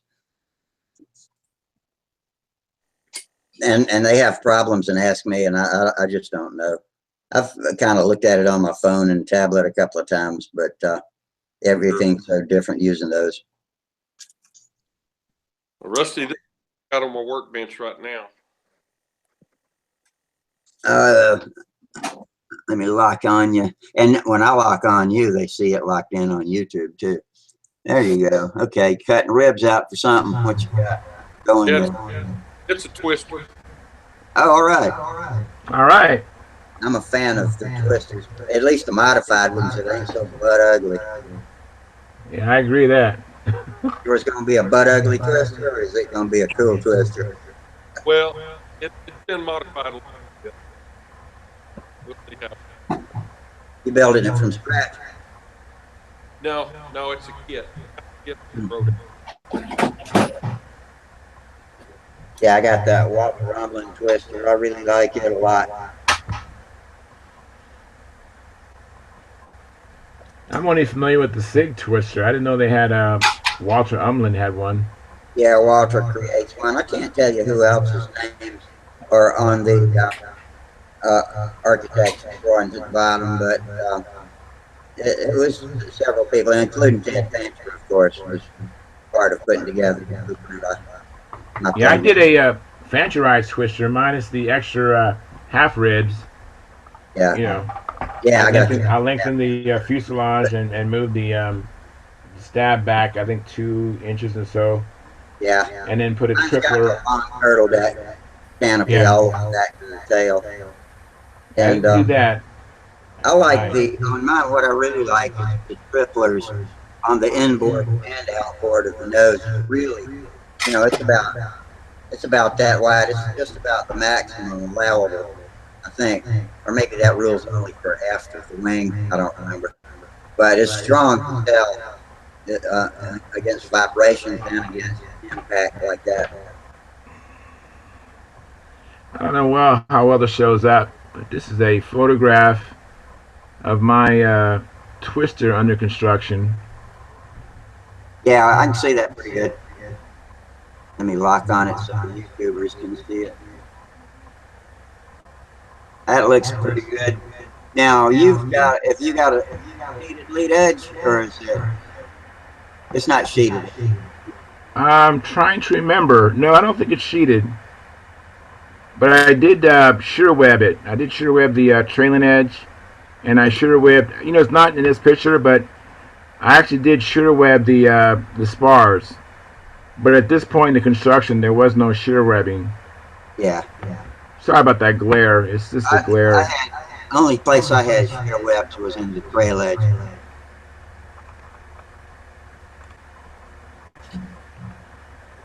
Yeah, and this was a really good flying plane. This was the plane that I probably learned half the pattern on, and we had a conversation about this earlier. But that plane flew really good. And then when I started to work on the vertical 8 and things like that, then I started having crashes. That's when I realized it wasn't turning as good as it needed to be. And then I started, lightening up the front of the plane and did some things to learn the pattern. I eventually broke the plane. I just crashed and knocked the nose off. It's in my closet. But then I went to another plane and I learned the rest of the pattern. I think I had a vector ARF that I learned some more of it with, and then with my top flight score, I learned the remainder, which was at that time the remainder was the 4-leaf clover and the hourglass, I think. But now mine will turn really tight. That day it came off from my hand, out of my hand, and it was just on the lanyard. I was testing with trimming tail weight, and I had really tail heavy. Still, I could almost prove it pretty good, but when it slipped out of my hand, it was flying loose the size of a beetle all up there. It just over and over and over and over and over and over until I could reach out and grab the handle, put it back in my hand. Wow. I wish I had put it in my hand upside down. I know you told me about that. Yeah, how Russia dumb came over you.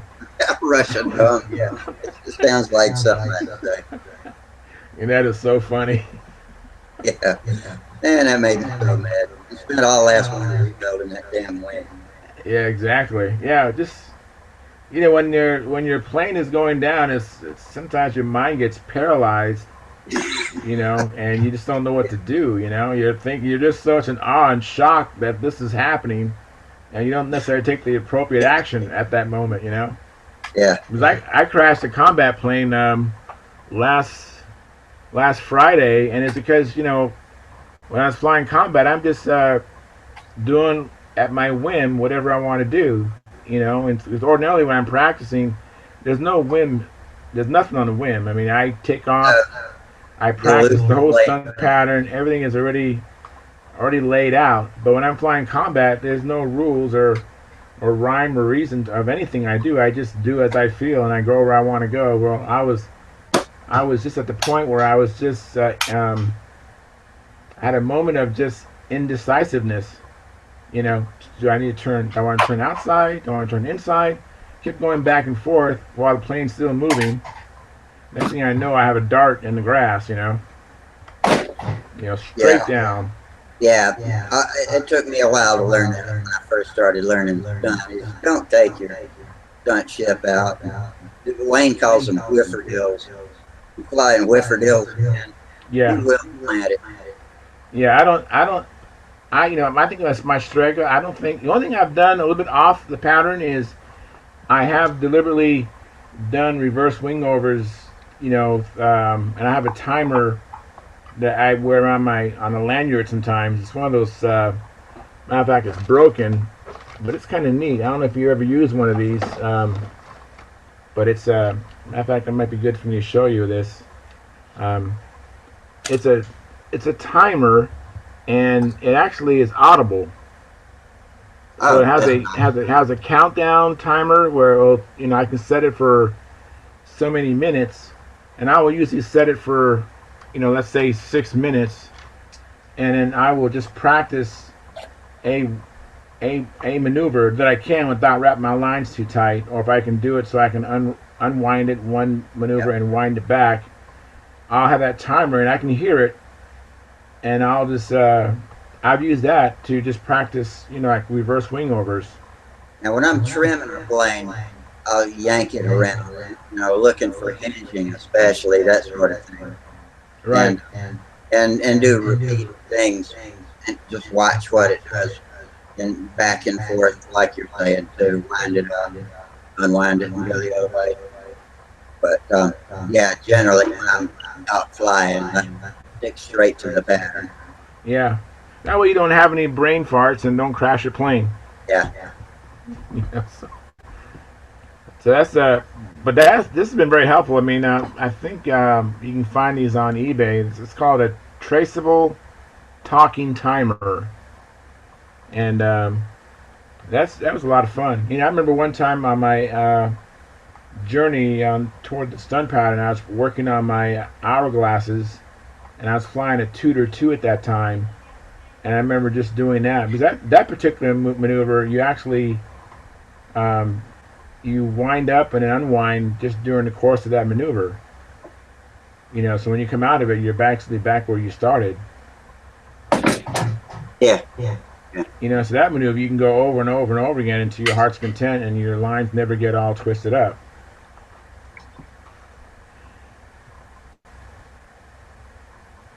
And so that's something that actually I still am not happy with my hourglasses. I was even doing them today. Now one thing I have been doing is when I'm doing the stunt pattern, instead of doing just one hourglass, I'll do 2. But that's the extent of any deviation from the stunt pattern. Yeah, that's about as wild as I'll get. If I really know I can do a better one, I'll go ahead and put another one in and measure. Or if I feel something funny in the lines, I'll go up again and do it. Those overhead maneuvers, you really got to try things over and over to trim them, because you never know what turbulent, unpredictable turbulence is doing up there. What's turbulent, what's in the plane, or why is the plane reacting so strongly to the turbulence? Right. I don't know if it's true or not, but an expert pilot was telling me that every 10 feet the air switches diametrically, So when you're up there at the top of the hourglass, it's totally different air than what you're feeling right now. when it Yeah, backs to you. So you're right. Well, I suspect you're right. Anyways, that you don't know what the turbulence is up there. But you got to be careful not to bleed off too much energy getting up there, because if by the time you get there, if you let off all of your inertia, then you're at the mercy. Exactly, and that's kind of getting back to why I want to see if I can get some more power out of my engine setup. Is so that I have, because that's a long ways up. I've been criticized by someone who's watching me. He's just saying, Charles, you got to be more patient. You're doing your second corner a little bit too soon. You're not quite overhead yet. It might look like you're overhead, but you're not overhead yet. Go wait. It's a long climb, because you're actually going at an angle, and so it's a pretty far distance before you get. Yeah, I have to fly out of sight. I can't turn my head up that high. All right. I don't like flying out of sight, but lately I've had to do it. I used to be able to, and I fly back behind me a little bit too. Yeah, I'm sure it's a little bit uncomfortable at first, but I fly with some combat guys, and I have one guy that I fly with all the time, and it is almost comical watching him fly, because he's actually looking down at the ground the whole time. Yeah. The only time he's not looking at. But I just can't get the hang of flying and not watching the plane. Yeah, well, combat guys, that's part of their. They have to. Psycho, because they watch their other plane the whole time. They're watching their other. Yeah, that's right. They're watching their competitors playing the whole time, not watching theirs. So when he's practicing, he's looking down at the ground the whole time, and he's just flying. It's he has a big straw hat on, and he's looking down at the whole ground the whole time. It's I always whip my hat off before the overhead vertical aid. Right. Yeah. I've been trying to use my hat, the brim of my baseball hat, to kind of like when you're going up for a round, if you have your hat on, as long as you don't move your head, that way you can be consistent as far as the sizes of your, like in a figure eight. Yeah. You follow me? So if you use your brim as the top, it'll all be the same. So it's like you can take your hat off and lose that advantage, or keep your hat on and maybe have that advantage. Yeah. I hadn't thought of that. That's something to try out. Yeah, I got that tip from Ted Fancher, that he uses his brim of his hat to for 45 degrees, or at least an indicator of, so you can hit that same mark with the inside and the outside of the eight. My Philly Flyers hat on here. There you go. Philly Flyers. There you go. Oh, I'd love to have one of those. But let's see now. Put it on the way I wear it. That is about 45 degrees. Yeah. Or just under it for me. But as long as I know, just use that to index. Well, that's a damn good idea. Yeah. That's the kind of stuff you learn at a contest. And that's something you can commit to muscle memory rather than brain memory. Exactly. I mean, all these little tips. Speaking of another tip, and this other guy, Bob Whiteley, was telling me what he does is when he flies through the sun, he closes one of his eyes, so that when he gets through the sun and he opens the other eye out, it hasn't been exposed to the glare, and he can see. That's another damn good idea too. Yeah, try it though. Try it. Yeah, I hate the sun. That is the only time I ever say. We are already spinning around, right? We're already turning around, and then we got to stop, and then we got to fly, and then close one eye, and then reopen it. I mean, it's like, it sounds simple. That's like patting your head and rubbing your belly and walking. Exactly. I mean, when he told me the idea, I go, wow, that's a great idea. And I went out to try to practice it.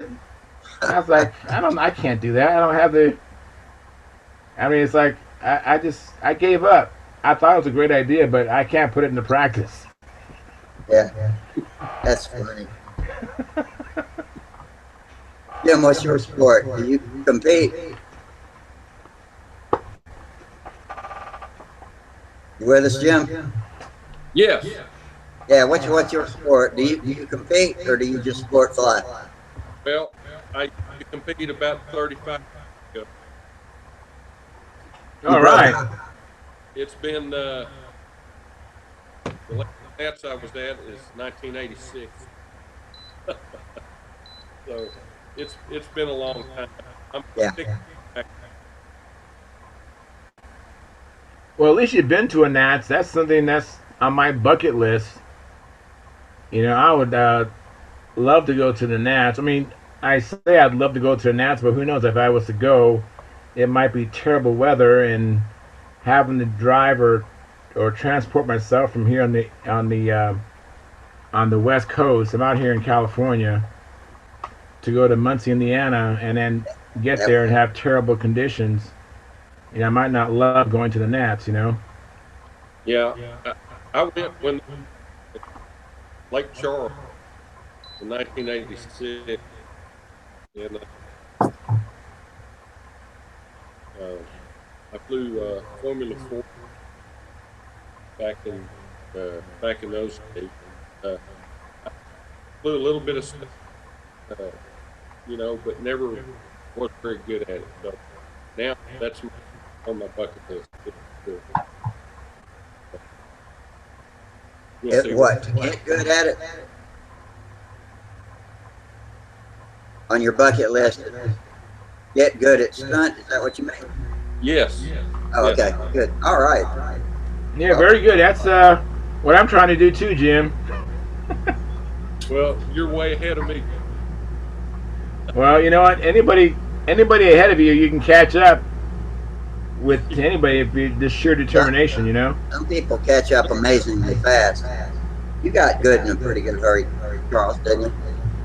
Yeah, I've been very fortunate to be able to practice as much as I have, and I think I'm even fortunate to even have, like, today and yesterday I flew with Dave Sabon, who is an expert flyer. You might not know who he is. He's never been to the Nats, but he's well respected, well regarded flyer, and I get to see him fly, once or twice a week. And so I see how it's supposed to look all the time. I'm not sure where he would rank, at the Nats or anything like that. I don't know if he would make it in the top 10 or not, but I do know he's a pretty good flyer. So I think I'm fortunate that I get to see that quite often. Someone put up a really good pattern. I went to the team this year, and that's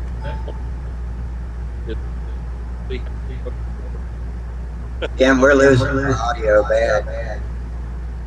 my audio's Yes, it's cutting out a lot. It was real good a while ago. I'm using this iPhone. So. That's yeah. No telling that. A laptop doesn't have a camera.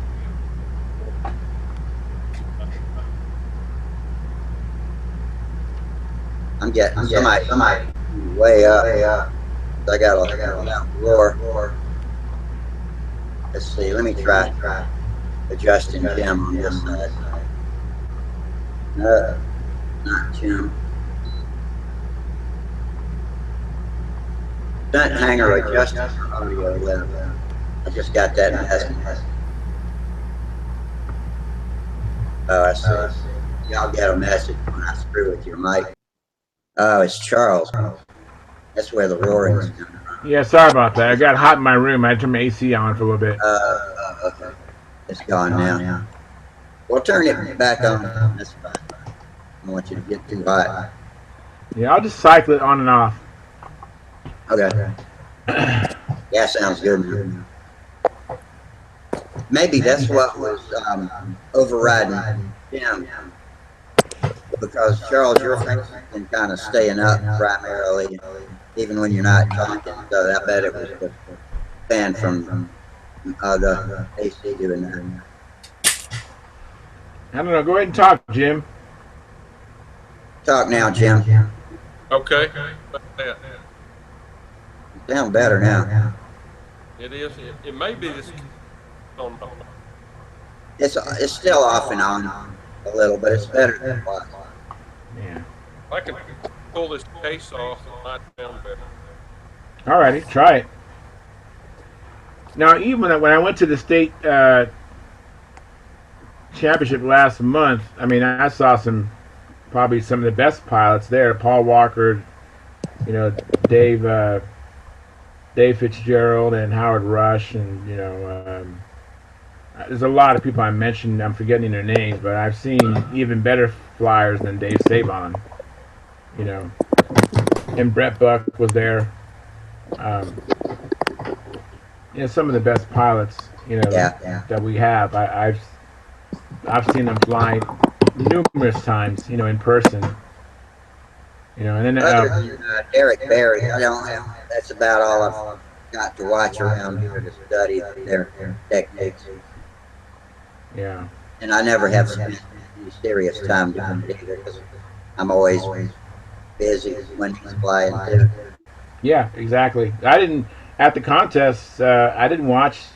I think I saw a little bit of Dave Fitzgerald. I saw a little bit more of his flying. I didn't see hardly any of Brett Buck's flying, and I didn't see Howard Rush fly. I saw Paul Walker fly, but I was pretty far away. I was at least almost 2 or 3 circles away. Let me ask you something. Does Brett Buck maintain a position like this? Well, more like this, while he's flying with his elbows. Yes. Yeah, more like the latter. Yeah. Yeah, and you can see that if you go to the YouTube videos and watch. I think the meet and meet contest. There's some video of Brett Buck flying. There's quite a few videos. Yeah, he definitely has a unique style of having his hand down low and his elbow tight, to his body. It seems like, and obviously he's a very, very good flyer. The one that I really, several people that I admire, but one of the ones I especially admire, I like how Orestes Hernandez flies. I like his physicalness of how his stance and how he moves. And then Dave Fitzgerald, one thing which is so neat about him is you probably saw him at the Triple Tree, is how wide his stance is. He spreads his legs pretty far apart and squats down, which I imagine that gives him a lot of stability, in doing that. That's kind of unique. And then this shirt I'm wearing's got a guy squatting all the way to the ground while he's doing wing over. Who's this? I don't know. I asked Mark Weiss who it was, but it's a guy squatting down almost with the knee on the ground, right up into the middle of the wing over. Oh, I think that's. I've seen now you can't really see it. Oh, I can see the. I see the Bob. Is that Bob Shaw? What is that? Oh, that's the Bob Shaw Stunt Contest. Okay. That's the one they have the last day of Joe Dahl, last few years. Is that the guy that you're saying is squats down? Is Bob Shaw, or you don't know who the pilot is? I'm just saying it's unknown who it is. I know. Because I've seen a video of Dan Banjock on the ground doing a reverse wing over. Me too. Coming down to his knees. He's like. Yeah, I have too. But he doesn't do it. I watched him in Huntersville and he doesn't always do that. Oh, maybe he does that in demos. What a lot of the top flyers do is, or I've seen them fly overhead 8.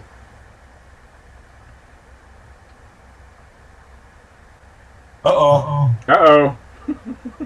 Is he gone? I don't know. He just froze. Are you still with us, Rusty? So, Charles, is the audio better? Yeah, that's better. Yeah, I caught every single word that time, clear. Okay. Yeah, I wonder what Rusty is saying. Yeah. Yeah, I remember when watching the rest of these at the World Championships in Australia. I must have watched that video probably 20 times. Excuse me, and that's on YouTube. I love watching that. Matter of fact, I just love watching people fly. I try to get some physical cues from them. Sure. And one thing I saw when Orestes was flying at the World Championship, I saw how he actually twisted his torso about a quarter turn ahead of the plane when it was taking off. And I believe that was so that he would roll and get the plane. Hey, there you are, Sparky. Yeah. Good old Sparky. I mean, Rusty. Excuse me. Hey, Rusty. Yeah, see I'm still getting it back. I got to get the YouTube side going again now. It's fired up. Okay. So, anyways, Jim, I saw that how Orestes turned his body, and I believe he was pointing at the quarter mark of the circle. So when he was taking off, he was rolling, and he made sure that his wheels broke the the deck right before he got to the quarter mark. Because you can roll the plane up to a quarter of the circle, but you can't. But it has to be a minimum of 14 feet. And so I think I saw him mark the quarter so he would roll up to a quarter of the circle, and then he would gently ascend. You know, he's having a nice roll gives you an advantage because it's so it's kind of hard to get the rule book takeoff where you roll and then gradually ascend up to level flight at the point where you originated. And I think if you get a long roll up to a quarter, that makes it easier because you can you have less time to get the plane up into the air as opposed to having all that distance to cover and keeping it down. If you can hold it down, once you get some speed up, you've got enough inertia to use the airfoil to hold or the controls to hold it on the ground even easier, I think. And then to ease it off rapidly, so all of a sudden you jump up. Yeah, Rusty, your audio now is pretty bad. Really? It was. Hang on, I might have a bit of an echo going in the background. No, I don't. Let me turn my sound on. Back on.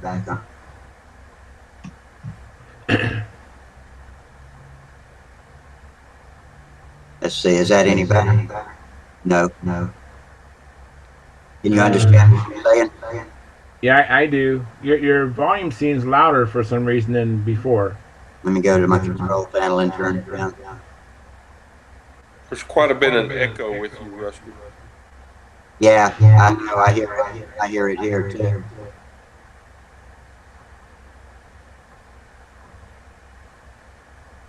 Yeah. So Jim, getting back to watching Orestes, I picked that up, which I thought was brilliant to do that, and then I like how when he does his reverse wing over, how he at the very top of the hemisphere, he seems to turn his torso around at the right moment, and he does it without making the plane bobble. Yeah, and pull out without speed, and still be pointed where. Yeah, that's what I was saying. That's you got to be pretty flexible to pull that off. Yeah.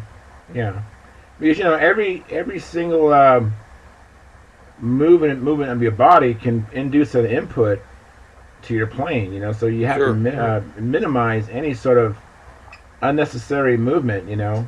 When I was unfortunately I don't have a dedicated coach, so I enlisted another friend's help. It wasn't Dave Sabemont, but it was another friend of mine, Mike Mulligan, who really hasn't been competing for a long time, and he actually, I know he would do really well if he just focused on control line stunt, but he has a lot of other interests.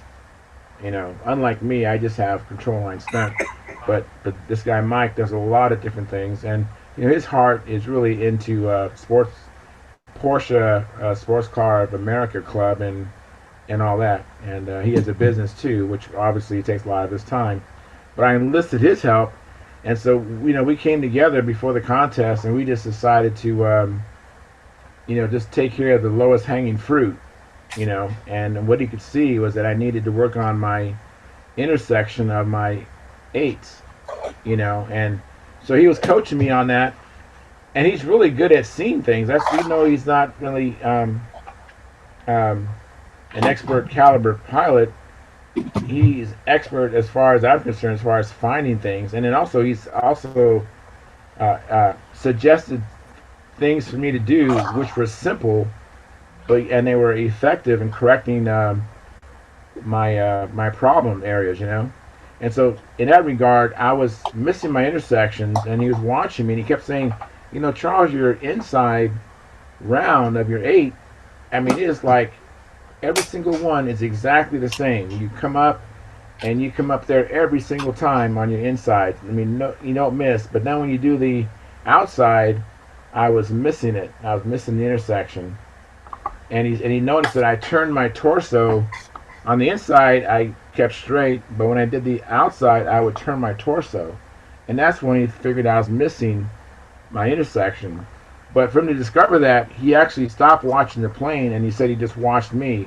Yeah. He's trying to figure out why is he keep missing the intersection. And when he discovered that, then he just had me just focus on just not turning my torso. So I just practiced, which it felt unnatural to use my peripheral vision. And maybe I could use my head, but I just had to make sure if I used my head, I didn't move my torso, to hit and then I was hitting my intersection consistently, So I watch other people to see how they do things, because it's, you can learn the pattern, but then you spend the rest of your life trying to perfect it. I reckon if you could clone perfect control line pilot, he would have an arm coming right out of his chest. Yeah. Exactly. Exactly. That's exactly right. So we got to somehow mimic that. Yeah. Yeah. Well, standing a little sideways or completely 180 degrees sideways might do it, and fly it out looking at it like this. Nah, maybe. That's an idea. Yeah. I try to square up the so now I'm trying to square up the maneuver. Speaking of the 8, my center of my chest is the intersection. I just try to use that, but it only works as long as I don't move, take a step or do something I go straight for some strange reason. I just use my right there, right between my eyes to judge my intersection. Yeah, that's easier for me. I do that when I do my overhead 8s. I use that same technique on my overhead 8s. Now, one thing my friend was recommending that I should do is just find an object in the horizon and use that. Just shoot for that. That's something I've always tried to do, is find landmarks, but I've been poor at developing a good habit of it. Yeah, same here. That's something I need to make it a habit, and it's something that I probably should write down or maybe even put it in my flight log as a reminder, because that's something I don't do often enough. Because if you have something consistent you're shooting for, because most likely, is even as a judge, when I've judged, I see the intersection and I line it up with something, and then that's what I use. So, but for some reason when I'm flying, I don't think to do that. Yeah, I go brain dead sometimes when I'm flying. I don't do a lot of things that I later recall having considered, and I don't know what my problem is. It's because I don't try hard enough. That goes back to what I was saying. That's probably why I've been slow to improve, is I just try hard enough. Yeah. Well, they say that Kobe Bryant, he shoots 1,000 free throws a day. Wow. I mean, that's just the price it takes to be good at something, you know. And I don't know who the author was of this book, but he talked about, you know, average people. Um, they will get to a point where they think, you know, that's good enough. You know, where these professionals, whether it be a professional speaker or athlete or whatever it is, you know, they just have a higher uh, uh, aspiration as far as practice or attention to detail. Where we just as amateurs, we go, that's good enough. That's really good. But they go much further. I mean, you know, 1,000 free throws. I mean, that just seems. I don't know if you call that apathy or not. I wouldn't call it apathy. It's just human nature. I think that's what makes Kobe Bryant. Yeah. I'm not a big basketball fan by any stretch. It's just from my understanding, I heard that's a fact that's what he does. You know, and I remember reading a book about um, was it Gary Player, that one famous golfer. I remember. You know, and I read this. I used to read a lot of motivational books. I remember there was this Gary Player. This guy was watching him, and one of his fans came up to him, and he was just having a really bad day. And I don't remember exact words, but Gary Player was just frustrated, and this guy came up to him, man, what I wouldn't give to have a golf swing like you, Gary Player. And Gary Player, in his frustration, goes, really? And he went and just went on a tirade about how many swings he would do a day, and he'd go to the point where his hands would be bleeding. Yeah. And he just vented on this guy about what it takes to have a swing like Gary Player. And he said, are you willing to do that? You know, and the fact of the matter is most of us aren't. That's Most true. of us aren't willing to do 1,000 free throws or whatever swings that I've read in this book about Gary Player. Most of us aren't willing to pay that price. Well, my mind has too many other priorities. Yeah, exactly. I know we're not making any money flying stunt, right? Yeah, Not like Gary Player or not like Kobe Bryant. We're spending some though. Yes, Yeah. exactly. So maybe like if you're coming along pretty good with that plane. I got you locked on so you can watch your work. Pardon? I took the case off my phone. That helped.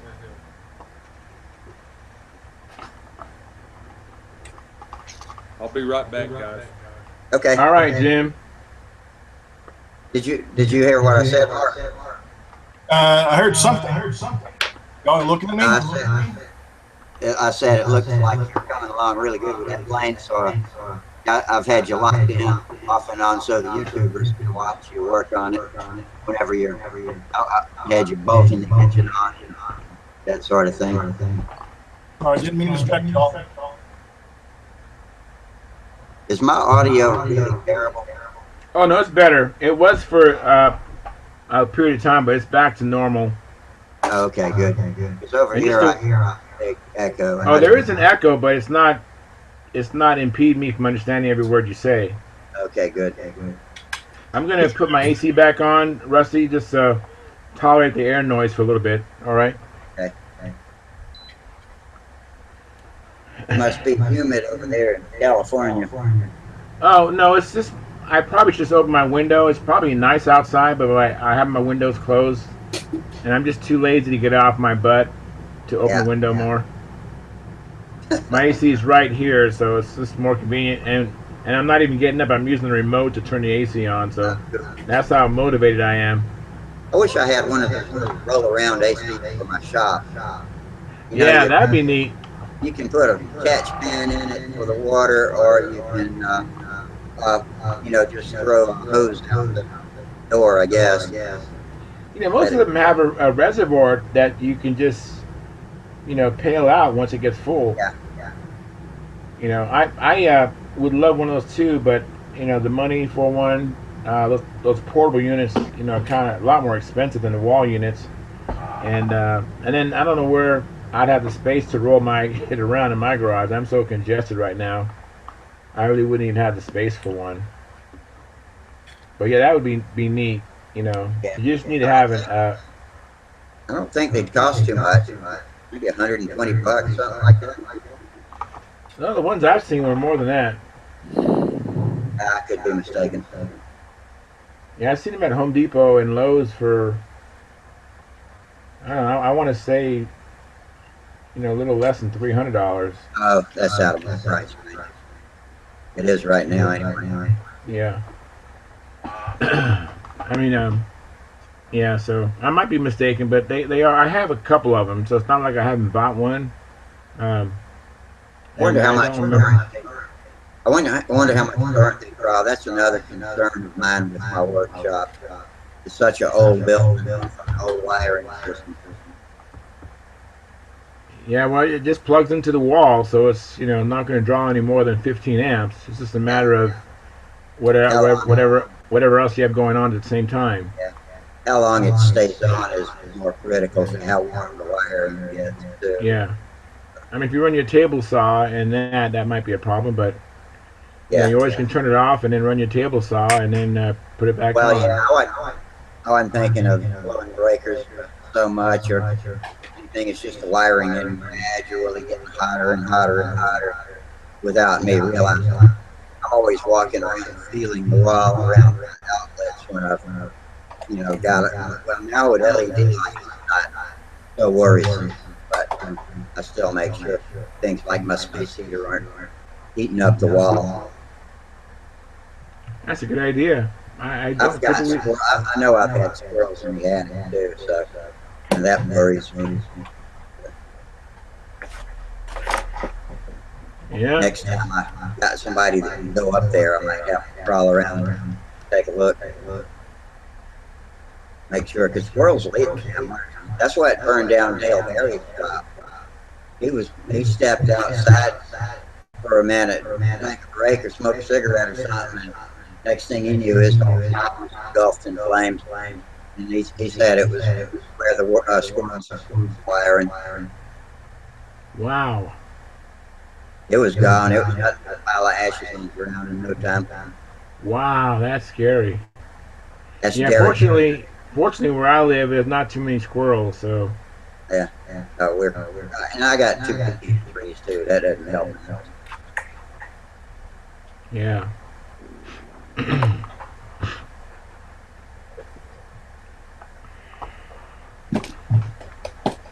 Yeah. So. Yeah, I'm looking forward to this weekend, trying to get some of these things done. Like I was talking about, the Venturis and the flaps. Yeah. And hopefully make some progress toward next week. And that's what kind of motivates me to go out there and practice too, is because I'm trying to accomplish something. There's a goal, like a carrot ahead of me, Yeah. And I'm just always pursuing that carrot, and that's kind of why I do it. My kids, I'm always talking to my kids about trying to get good at something. And I tell them, look at my example. How much time I put into it. It's not like you can go out there and just win something without putting a lot of effort into it up front. My kids, my one daughter, I have a son who's playing the saxophone, and I have a daughter who's playing the clarinet, and I have another daughter who wants to dance, and I'm like getting on their case going, you guys aren't practicing enough if you really want to get good at something. I'm like, I can't remember the last time you played the saxophone. Are you, if you're really serious. And I tell them, look at me, I'm going out there practicing. I tell them, how often I go practice. I don't even say I'm going flying. I use the verbiage. I tell them I'm going practicing. I don't say I'm going flying. I'm going practicing. So they hear that word practice, as I'm trying to get them to practice and understand that it just, it comes by hard work, and it's hard work up front. Once you get good, then you have muscle memory, and then once you get to a certain point, you'll probably always fly very good. Because you put in all the muscle memory, and it's just something, you can pick up a plane a year later. Because there are some guys I see at these contests, and it amazes me. It's one gentleman, I asked him, man, have you been practicing? He goes, I haven't flown Charles since last year. And I'm like, you're kidding me. He puts up like a 572, 576. Oh my gosh. Yeah, I mean, he didn't win, And he didn't win. He was in somewhere in the middle of the pack. But That's a pretty good pack. that's what I'm talking about. Out at the state, that's the kind of caliber flying I see. I mean, to me, it's like the Nats. I've never been to the Nats, but I don't think I'd see much better products than what I see at the Golden State Championship. But yeah, he does that. And that just floors me that he cannot practice for a year and come out and do a 572. But he's been flying for a long time.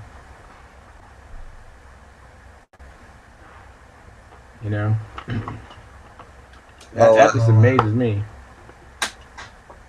Despite all the glitches, we had some good conversations on here tonight, especially about flying stunt. I love talking about that. Oh, so do I. It's 12:30. I don't want to close the show, but I don't want to be up too late tonight either. So, no problem. but I enjoyed it. It was a good Friday night. Thank you for y'all. I appreciate y'all joining me. That goes You're welcome. Later over there watching too. Well, we got one viewer. Maybe there's some shadows that I don't know about watching. We appreciate y'all too. But anyway, I'm gonna close it up. I hope y'all have a good week. You guys have a good weekend. Yeah, man. So anyway, we'll see you back Monday night, and until then, tight lines, fair wind. See you later. See ya. See you later. Yeah, Thank thanks you. for coming in, Jim. Appreciate it. You bet. Thank you. And Mark too. We enjoyed watching you work, Mark. Well, I didn't participate a lot. All right, see y'all later. See you later, man. 3, 2, 1. Boom.